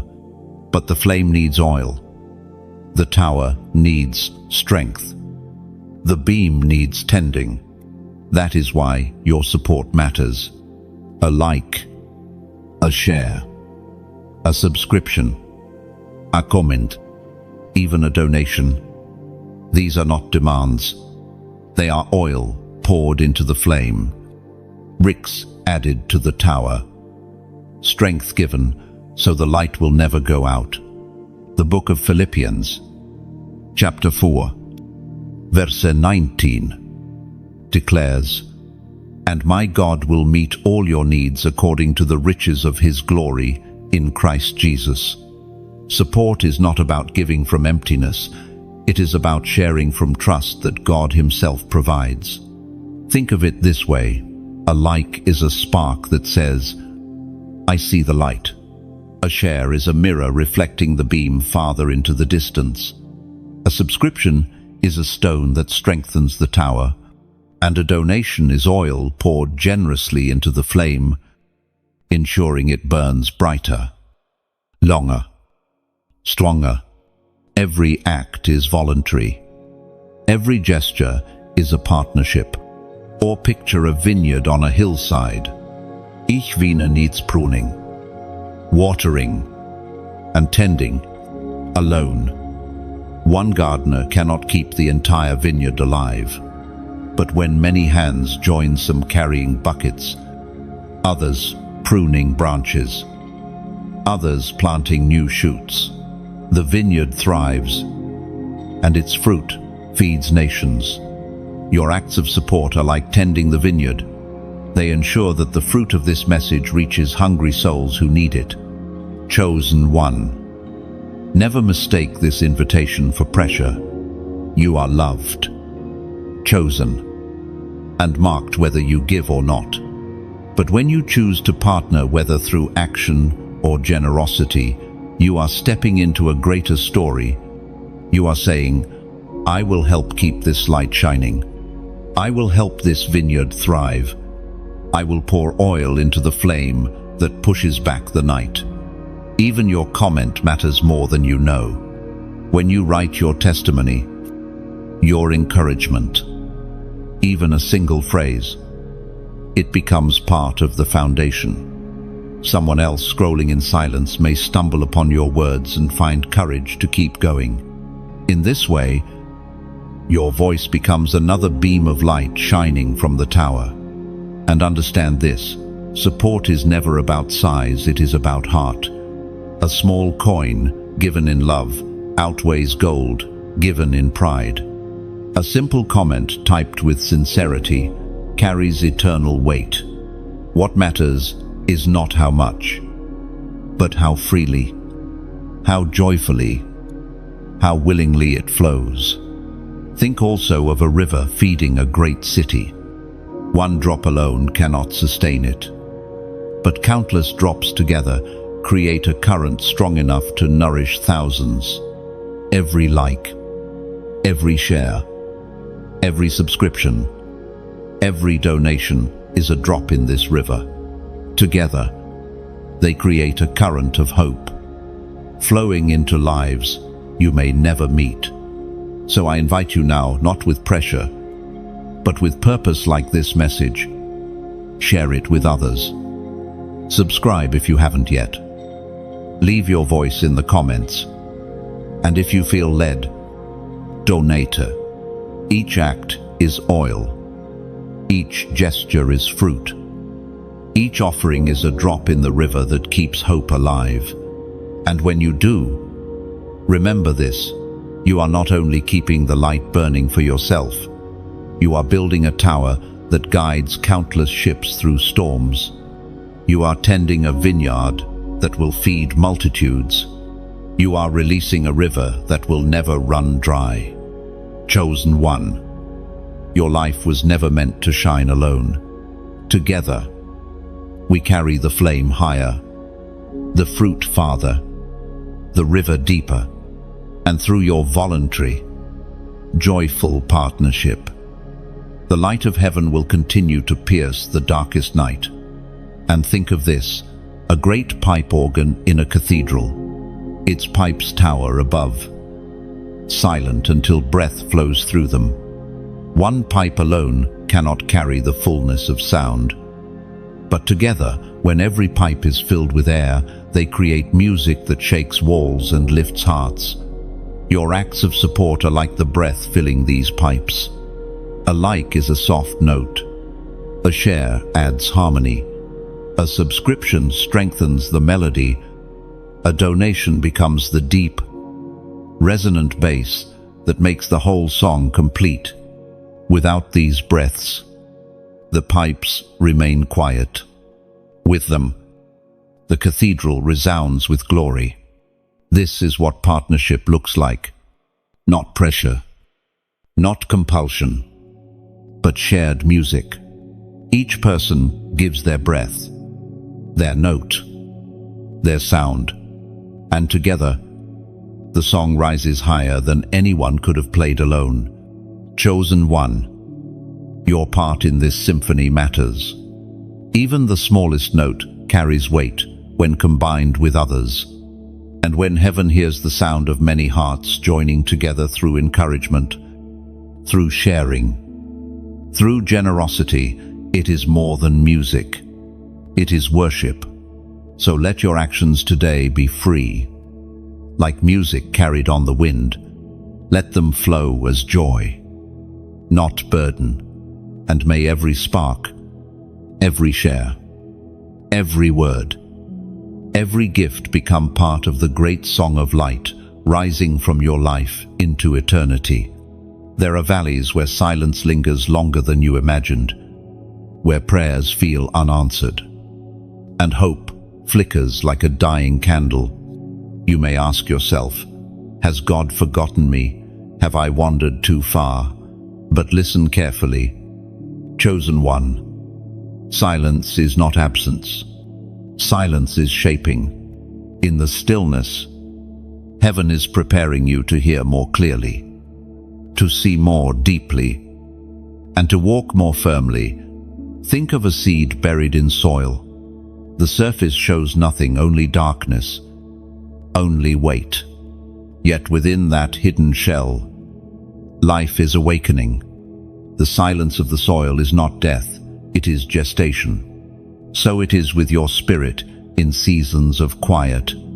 The Book of Psalms, chapter 46, verse 10. Declares, be still, and know that I am God. I will be exalted among the nations. I will be exalted in the earth. Stillness is not wasted. It is where divine certainty is born. Chosen one. The wilderness often feels like abandonment. Yet it is in the wilderness that voices of destiny grow loudest. Moses heard God in the desert flame. Elijah encountered him in the gentle whisper after the storm. John the Baptist was a voice crying in the wilderness. The silence that surrounds you now is the very stage where heaven is about to speak. Silence also strips distractions. When the noise of the world fades, you begin to discern what truly matters. Friends may leave. Doors may close. Opportunities may pause. But in the emptiness, clarity emerges. What once felt like loss becomes the foundation of vision. Consider the image of a painter before a blank canvas. At first, it is intimidating. White space stretch endlessly. No strokes, no colors. But within the silence of that canvas lies the potential for masterpiece. The pause before the first brush stroke is not waste, it is possibility. Your current silence is the canvas upon which God is preparing to paint. The Apostle James, chapter 1, verse 4, tells us, let perseverance finish its work so that you may be mature and complete, not lacking anything. Perseverance is not proven in noise, but in stillness. The silent room is where character grows, where roots deepen, where faith matures. Chosen one. Even the night sky speaks this truth. When the sun sets, silence covers the earth. Yet, in that quiet, stars appear, beauty hidden in plain sight, revealed only in darkness. Without night, their brilliance would remain unseen. Likewise, your silence is not emptiness, it is revelation waiting to shine. This is why you must not despise the quiet valleys. They are proving grounds for your endurance, training fields for your faith, and sanctuaries for your soul. And now, as a prophetic act, I invite you to lift your voice into the silence. Not a long sentence, not a complicated phrase, just 3 simple words. Go to the comments and write, "I still trust." Why? Because those 3 words are a defiance against despair. They tell the silence that it will not break you. They tell heaven that your hope has not died. And they tell others, scrolling in shadows, that they too can endure. I still trust is not just text, it is testimony. Chosen one. Silence is not the end of your story. It is the pause before the symphony. It is the soil before the sprout, the canvas before the color, the night before the dawn. And when the sound breaks, when the seed emerges, when the brush paints, when the sun rises, you will see that silence was never emptiness. It was preparation. So hold your ground in the quiet. Let your roots grow deep, your vision sharpen, your heart steady, and when the time comes, the silence that once frightened you will become the very womb of your testimony. Silence, though often uncomfortable, is one of the most powerful teachers in your journey. Think of a blacksmith who pauses between hammer strikes. The metal lies on the anvil, still glowing from the fire. At first, the pause seems wasted, but in truth, it allows the heat to settle into the iron, making it pliable and ready for the next strike. Your silence is that pause. It is the season where God's fire settles deeper into your spirit, preparing you for the next shaping. Or picture a writer staring at an empty page. No words come, no sentences flow. Yet that pause is not fruitless. In that stillness, thoughts arrange themselves, clarity forms, and the words that eventually emerge carry weight. In the same way, your silent seasons are not wasted pages, they are the breath before revelation. Chosen one. Silence also purifies motives. When applause is absent and recognition is gone, your heart is revealed. Do you worship only when seen? Or do you lift your hands when no one watches? Do you believe only when results are visible? Or do you trust in the quiet? The silence asks these questions, and in answering, your faith is refined. The prophet Habakkuk, chapter 2, verse 3, proclaims, "For the revelation awaits an appointed time. It speaks of the end and will not prove false. Though it linger, wait for it. It will certainly come and will not delay." Silence, then, is not denial. It is alignment with appointed time. Consider also the silence before dawn. The night is darkest, the air still, the world hushed. It feels like nothing is changing. Yet even in that silence, the earth is turning. The sun is approaching. The silence is simply the earth preparing to host the morning. So it is with you, though your spirit feels still.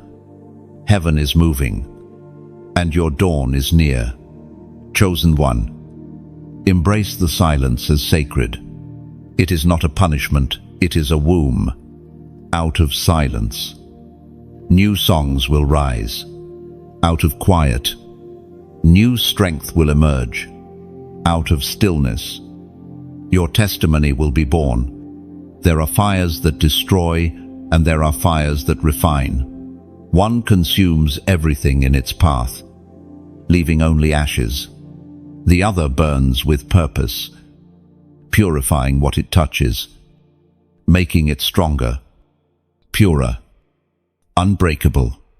Chosen one. The fire you have walked through was not sent to destroy you.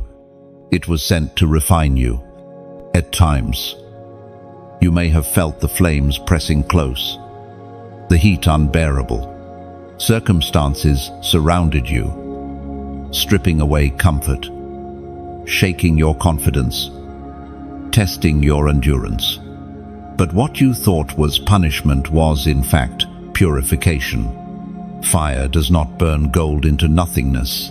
It removes the dross, the impurities, the weight that does not belong. So too, your trials have been the flames removing what could not carry you into destiny.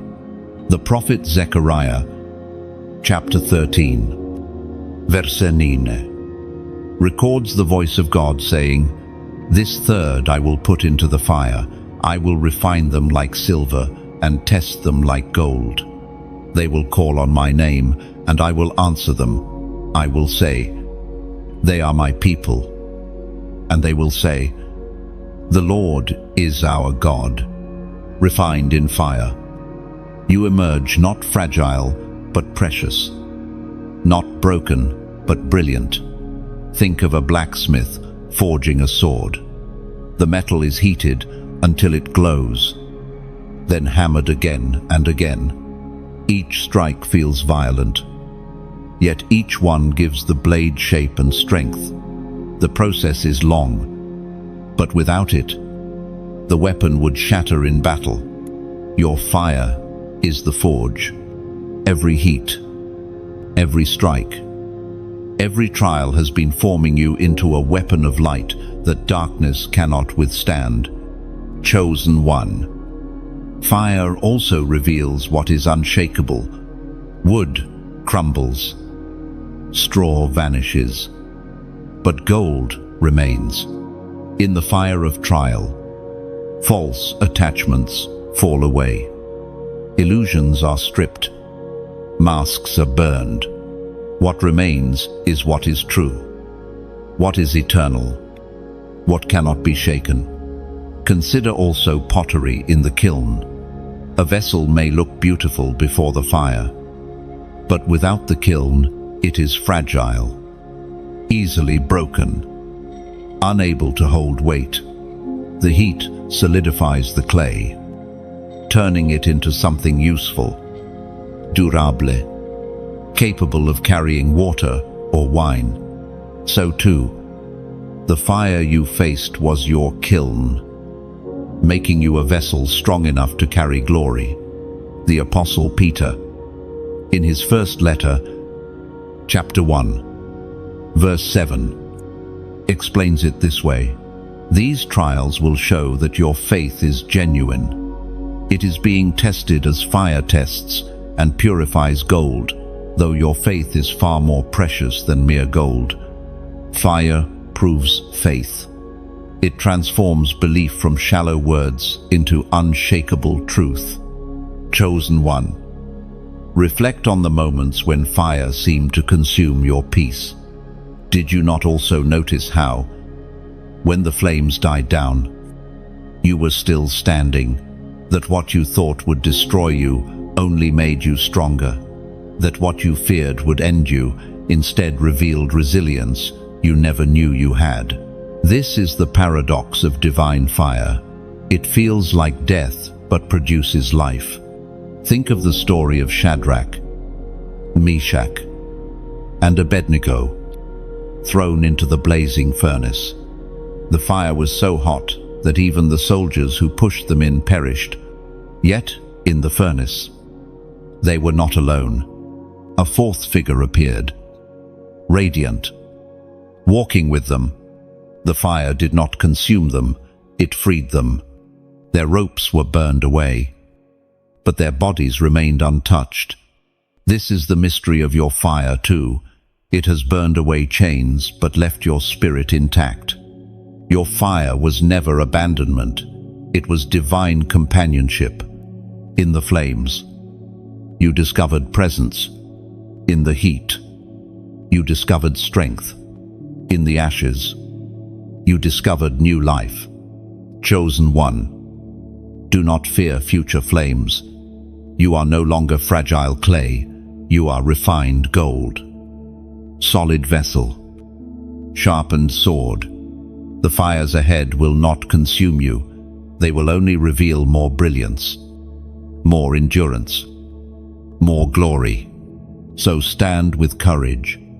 Look at the ashes beneath your feet and see them not as evidence of loss, but as proof of what you survived. Lift your eyes to the horizon and know, the fire did not destroy you, it defined you. Fire, though terrifying in its intensity, always carries a hidden mercy. For while it consumes what is weak, it reveals what is strong. Think again of the sword in the forge. When the blacksmith lifts it glowing from the fire, it does not yet gleam. It must be plunged into water, hissing, steaming, searing. That shock, that sudden cooling, seals its strength. Without the plunge, the metal remains soft. So too, your journey has not only included fire, but also sudden plunges into the cold waters of testing, and both, fire and water, have worked together to make you unbreakable. Consider gold refined in a furnace. Before the fire, it looks like ordinary rock. Within it are impurities, dirt, and fragments of no value. But when the fire blazes, all that is false rises to the surface. The refiner skims it away, leaving only the pure. This is the gift of your trials. Every flame has exposed false attachments, burned away empty desires, and brought forth the gold within you. What remains is not weakness but worth. Chosen one. Fire also releases beauty. Diamonds, though formed in the earth, are revealed only through heat and pressure. Without intense conditions, they remain mere carbon. With them, they transform into brilliance. Your pressures have not diminished you, they have transformed you into rare treasure. Think also of pottery in the kiln. Before fire, the clay cannot hold water. It crumbles, it leaks, it breaks. But after fire, it becomes a vessel of use. And the longer it endures the heat, the stronger it becomes. The cracks of your past are not disqualifications. They are testimonies that you have passed through the kiln and emerged a vessel of endurance. Even nature testifies of this truth. Forest fires, though devastating, prepare the ground for renewal. Some seeds cannot even germinate until exposed to flames. The fire breaks their shells, awakening life hidden within. In the same way, your fire has not merely burned, it has awakened dormant potential. Without it, certain gifts, certain strengths, certain revelations would have remained buried. The prophet Isaiah, chapter 48, verse 10, speaks of this refining. See, I have refined you, though not as silver. I have tested you in the furnace of affliction. The furnace you endured was not to consume, but to confirm. You are chosen, and chosen ones cannot escape the fire, but they also cannot be destroyed by it. Chosen one, let the fire no longer terrify you. Let it remind you of who you have become. Look at yourself now. You carry scars. Yes, but they shine like marks of honor. You bear stories of storms and furnaces, but they speak not of defeat, but of victory. You are the sword sharpened, the vessel solid, the diamond radiant, the seed awakened. So the next time the flames rise, do not tremble. Stand tall in the blaze, and remember, You have walked through fire before, and you carry proof that it could not consume you. This fire, too, will only reveal more of your true strength. The flames may roar, but within them, you will hear the whisper of God. You are mine. You will not be consumed. You will shine. There are trees that rise tall because of sunshine, but the strongest trees stand because of storms. Their roots do not deepen in gentle breezes. They grow strong in the face of violent winds. Chosen one, your life has been like that tree. Storms have come, shaking your branches, stripping your leaves, breaking what looked beautiful on the surface, yet beneath, in silence and unseen, your roots have been pushing deeper. What once looked like loss has actually become strength. The book of Jeremiah, chapter 17, verse 8, declares, "They will be like a tree planted by the water that sends out its roots by the stream. It does not fear when heat comes. Its leaves are always green. It has no worries in a year of drought and never fails to bear fruit." Stability is not measured by calm seasons. It is proven in adversity. Chosen one, the storms of your life have not been accidents. They have been trainers, preparing your spirit for greater endurance. Every time the wind came, you dug deeper.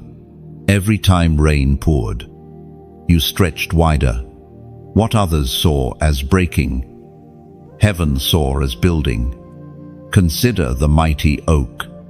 Its branches stretch wide, providing shade and shelter for countless lives. Yet it does not reach that strength overnight. Year after year, storm after storm, the oak stands, losing leaves but gaining roots. It is the storms that have given it endurance. So too with you, the pain you endured has given you depth. Think also of the palm tree. Unlike other trees, when storms bend it low, it does not snap. It yields, swaying with the wind, and then rises again when the storm passes. What looked like weakness is actually flexibility, a strength hidden in surrender. Your trials have not made you brittle, they have made you resilient. Chosen one, storms also shape vision. When your branches are stripped, you see more clearly the sky above. When shadows are removed, you discern the light that guides you. What you lost in the storm has allowed you to see what truly matters. The Apostle Paul, in his letter to the Colossians, chapter 2, verse 7, writes, "Let your roots grow down into him, and let your lives be built on him. Then your faith will grow strong in the truth you were taught, and you will overflow with thankfulness. Your roots are not planted in shallow soil, but in eternal ground." Think of a vineyard, its vines clinging to rocky soil. Farmers know that grapes grown in hardship roots digging into stone, enduring heat and pressure, produce the richest wine. Easy soil may produce quick fruit, but rocky soil produces lasting flavor. Your suffering has not been wasted. It has produced richness in you that easy seasons could never give. Chosen one, storms also create testimonies. People do not marvel at trees that have never faced wind. They marvel at the ones standing tall after hurricanes, their bark scarred, but their trunks unbroken. So too, your scars will one day be stories, proof to others that survival is possible, that resilience is real, that hope is stronger than any storm. Even rivers speak of this truth. When heavy rains pour, rivers overflow, carving new paths, shaping valleys, feeding fields. Storms may seem destructive, but they create channels of life. In the same way, your storms are carving new pathways in you, opening rivers of wisdom, compassion, and strength that will flow into others. Chosen one, remember this: storms are seasonal. They do not last forever. Branches grow back, leaves return, flowers bloom again. You may feel bare now, but spring always comes. And when it does, you will not only recover, you will flourish. The prophet Nahum, chapter 1, verse 7, reminds us the Lord is good, a refuge in times of trouble. He cares for those who trust in him. Even in the fiercest storms, you were never abandoned. A refuge has always covered you, and his care has never left your side. So stand tall, even if winds howl. Stand rooted, even if rain pours. Stand resilient, even if branches break. For you are like the tree planted by streams, unshaken, unbroken, destined to bear fruit in every season. The storm is not your end, it is your testimony. And when spring returns, the tree that seemed bare awakens with new life. Buds appear where branches once looked dead. Leaves unfurl. Flowers blossom. Fruit begins to form what the storm stripped away. The season of renewal restores in abundance. So it will be with you. Chosen one, the storm revealed your strength, but the spring will reveal your beauty. Do not despair at the sight of empty branches. They are not the end, they are the preparation for greater bloom. The same God who carried you through the storm will clothe you with new life. And when others see your branches full again, they will know, this is the tree that did not break, and this is the God who restores. There is a mystery in scars. The world often hides them, ashamed of what they reveal, but heaven views them differently. Scars are not proof of defeat, they are evidence of survival. They are marks that say, I walked through fire and did not perish. I faced the storm and still stand. Chosen one, your scars are not to be concealed. They are testimonies etched upon your life. Think of the risen Christ. When he appeared to his disciples after resurrection, he could have come without wounds, yet he chose to show his hands and his side. Why? Because the scars were proof of victory, not weakness. They were the eternal reminder that death was defeated. Your scars serve the same purpose. They declare that darkness tried but failed. The book of Isaiah, chapter 49, verse 16, declares, See, I have engraved you on the palms of my hands. Your walls are ever before me. To be engraved is to be marked forever. You are not forgotten. Your life is inscribed on eternal hands, and your scars have become part of heaven's record of your story. Chosen one. Scars also carry wisdom. They remind you of what you have endured and what you have learned.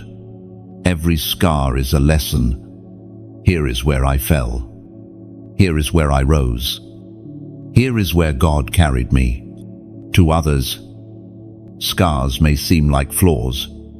To you, they are maps, guides, pointing you to the strength within. Think of a tree struck by lightning. Its bark splits. A scar runs down its trunk. For a moment, it looks ruined. Yet in time, new growth encircles the scar. The tree continues to live, and the mark remains not as weakness, but as proof that it survived what others did not. Your scars are the same, marks of survival that one day others will marvel at.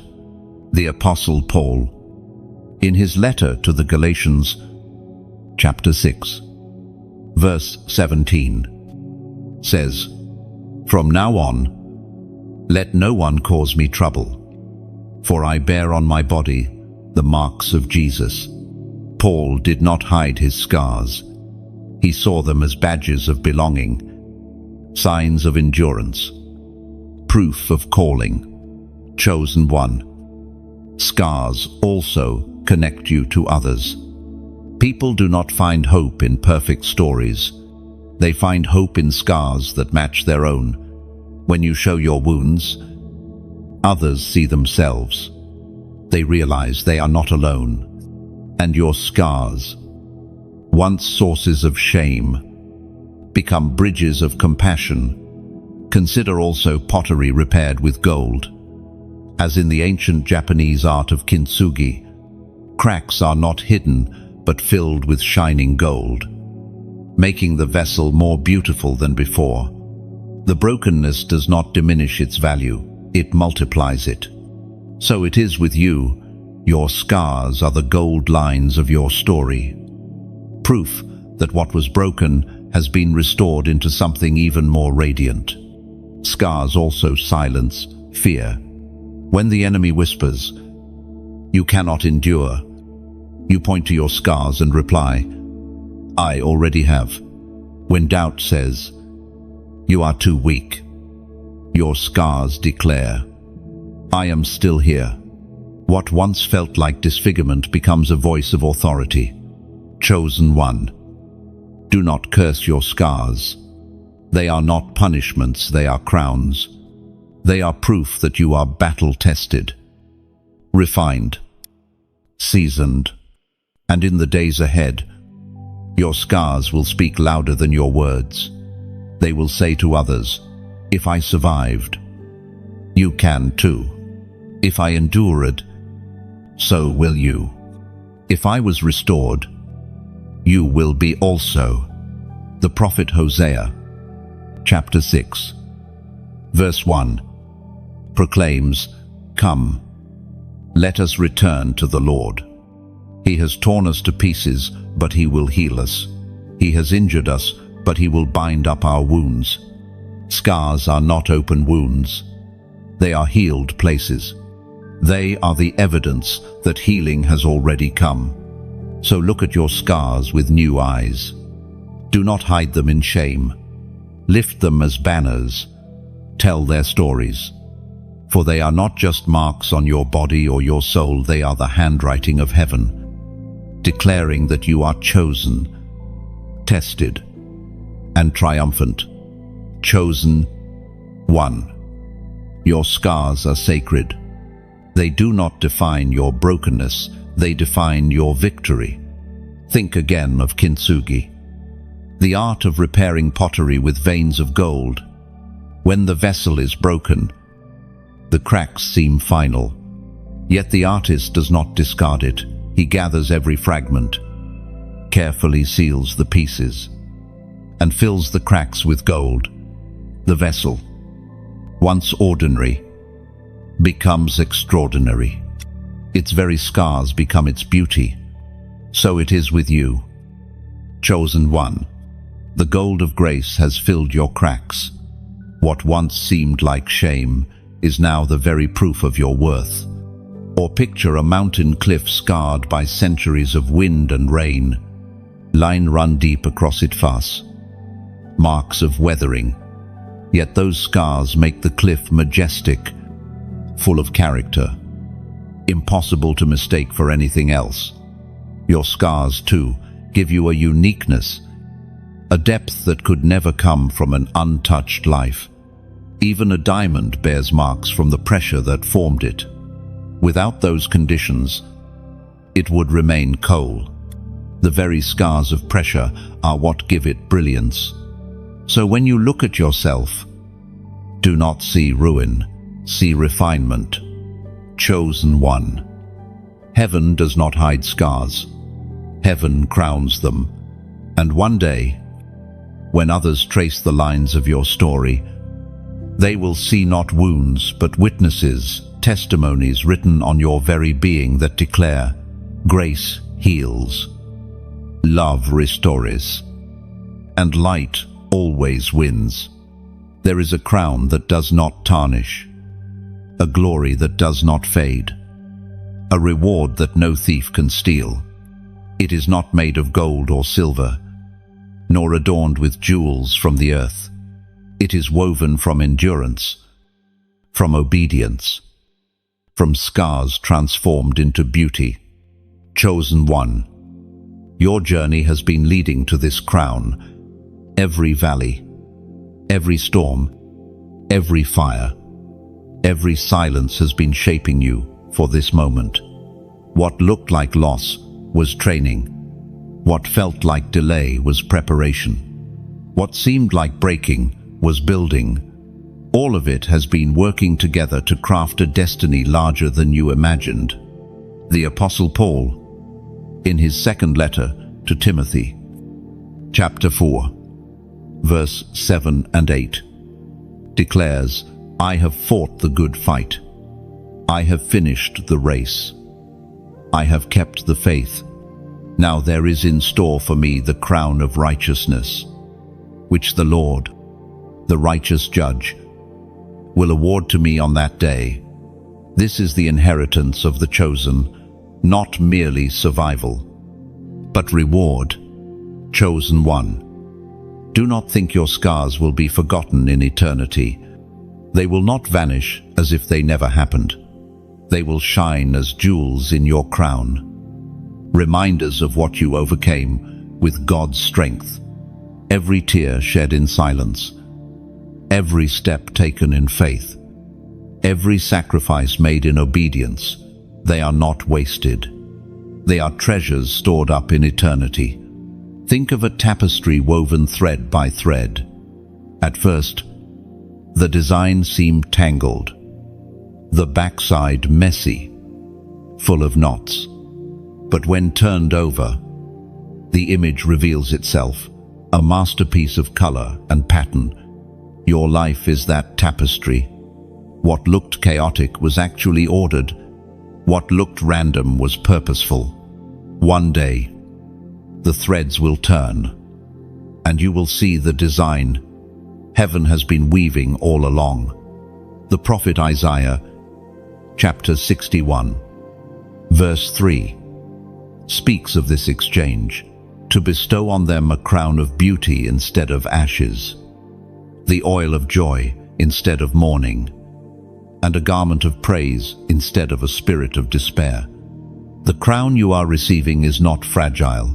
It is beauty born from ashes, joy born from sorrow, praise born from pain. Chosen one, eternity will not be measured by how easy your life was, but by how faithful you remained. Crowns are not given for comfort, they are given for endurance. And you have endured.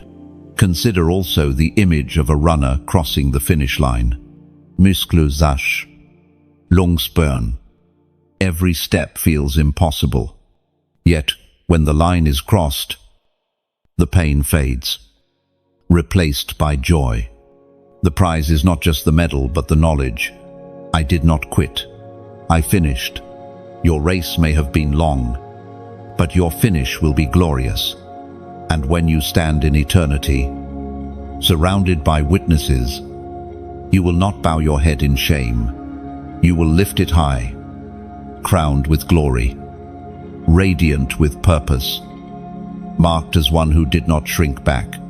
The one who called you will look upon you and say, "Well done, good and faithful servant.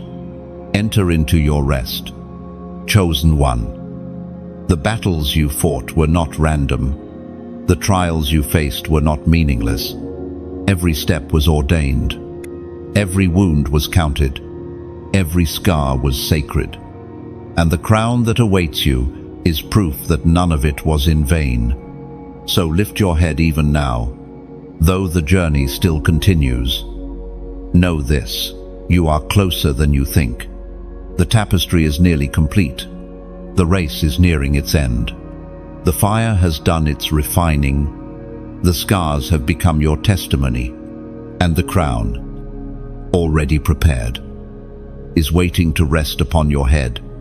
The Word of God in Revelation, chapter 3, verse 11, exhorts, "I am coming soon.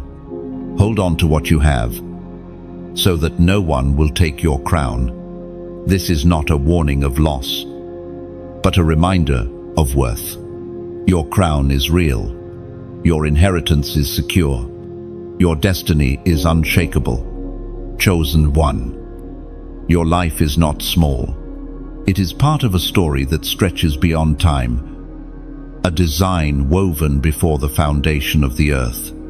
And every trial you endured has brought you closer to the fulfillment of that story. The crown is not just a reward, it is the revelation of who you truly are. You are God's chosen.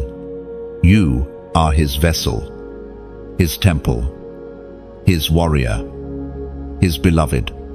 And your scars, your struggles, your victories, your endurance, all of them have been shaping you for the crown of glory that will never fade.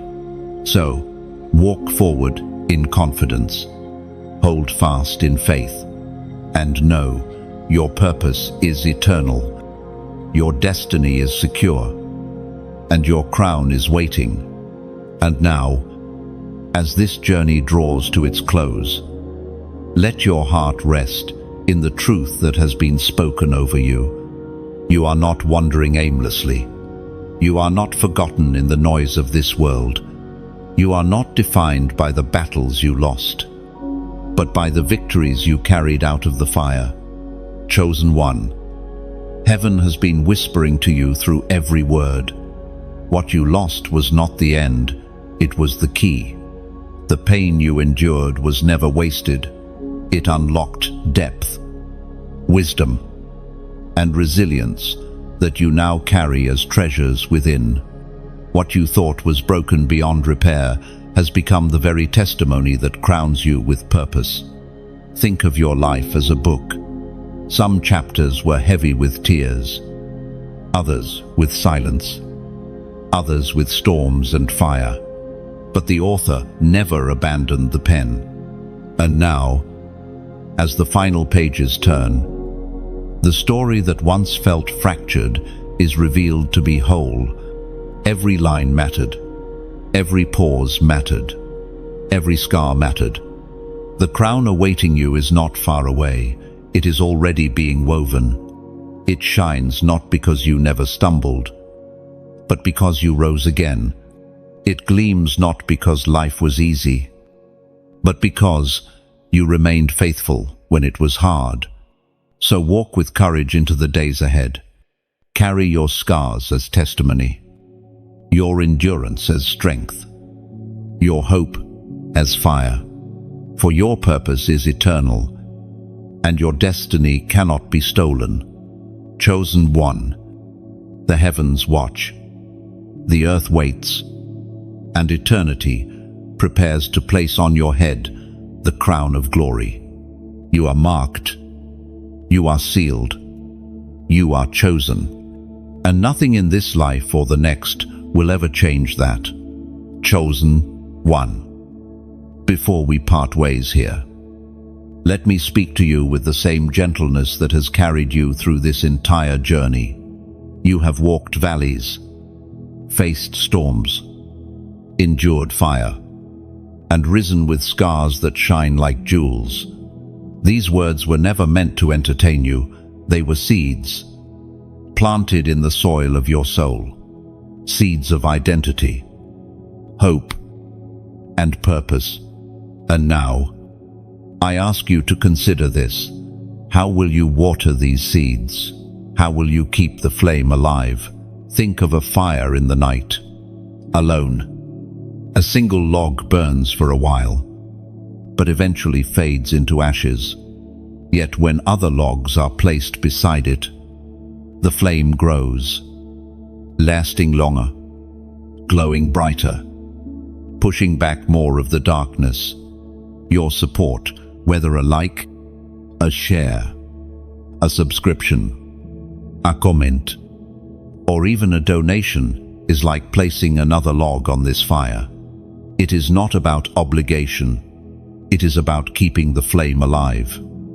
Not just for you, but for countless others still walking in the night. The Word of God in Proverbs, chapter 11, verse 25, says, "A generous person will prosper. Whoever refreshes others will be refreshed." When you pour into something that refreshes souls, heaven ensures you yourself will not run dry. Picture a lighthouse once more, standing strong against the waves.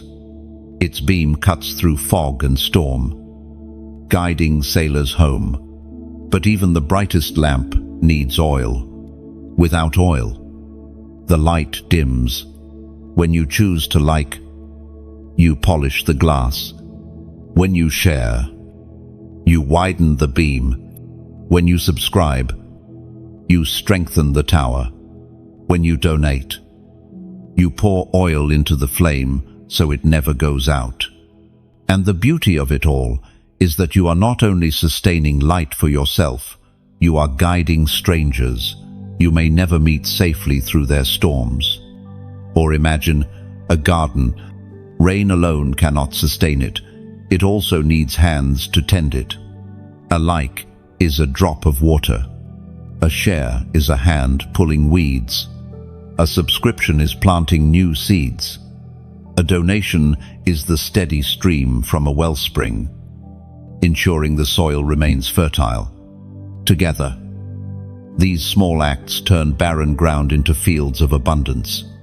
Chosen one, I ask you now with sincerity, if these words have touched your soul, if they have reminded you of who you truly are, would you keep the light shining? Like this message, not as routine, but as an act of agreement. Share it not for numbers, but for lives who need to hear what you have heard. Subscribe not for me, but for you, to stay rooted in a stream of living words. Comment your thoughts. Even a simple "I receive" or "I will endure," because your words build foundations others will stand on. And if you feel led, donate, not because you must, but because you choose. Freely, joyfully, like one who pours water into a well so many can drink. Every act is voluntary. Nothing here is demanded. You are chosen whether you act or not. But when you do, when you partner with this work, you are declaring, "I will keep the fire burning. I will help build the house. I will carry light for others." Think also of a river feeding a great city. One drop alone cannot sustain it, but countless drops together create a current strong enough to nourish thousands. Every like, every share, every subscription, every donation is a drop in this river. Together, they create a current of hope, flowing into lives you may never meet. And think of this, a great choir standing in a cathedral. One voice alone may sound fragile, but when many voices rise together, the harmony shakes the walls and lifts hearts heavenward. Every like is a single note, every share a harmony line, every subscription a steady rhythm, and every donation a deep, résonnant bass. Without one, the song feels thin. But when all join, the music becomes a symphony of hope. Chosen one. This is what partnership looks like. Not obligation, but music. Not compulsion, but joy. When you lend your voice through your action, your words, your generosity, you are not just supporting a message. You are singing in the great chorus of light. And when heaven hears that sound, it is more than noise. It is worship. It is testimony. It is the proof that chosen ones across the earth are standing together, carrying the flame, building the house, raising the song. So let your note be heard. Add your sound to the harmony, and together we will let this song rise without end.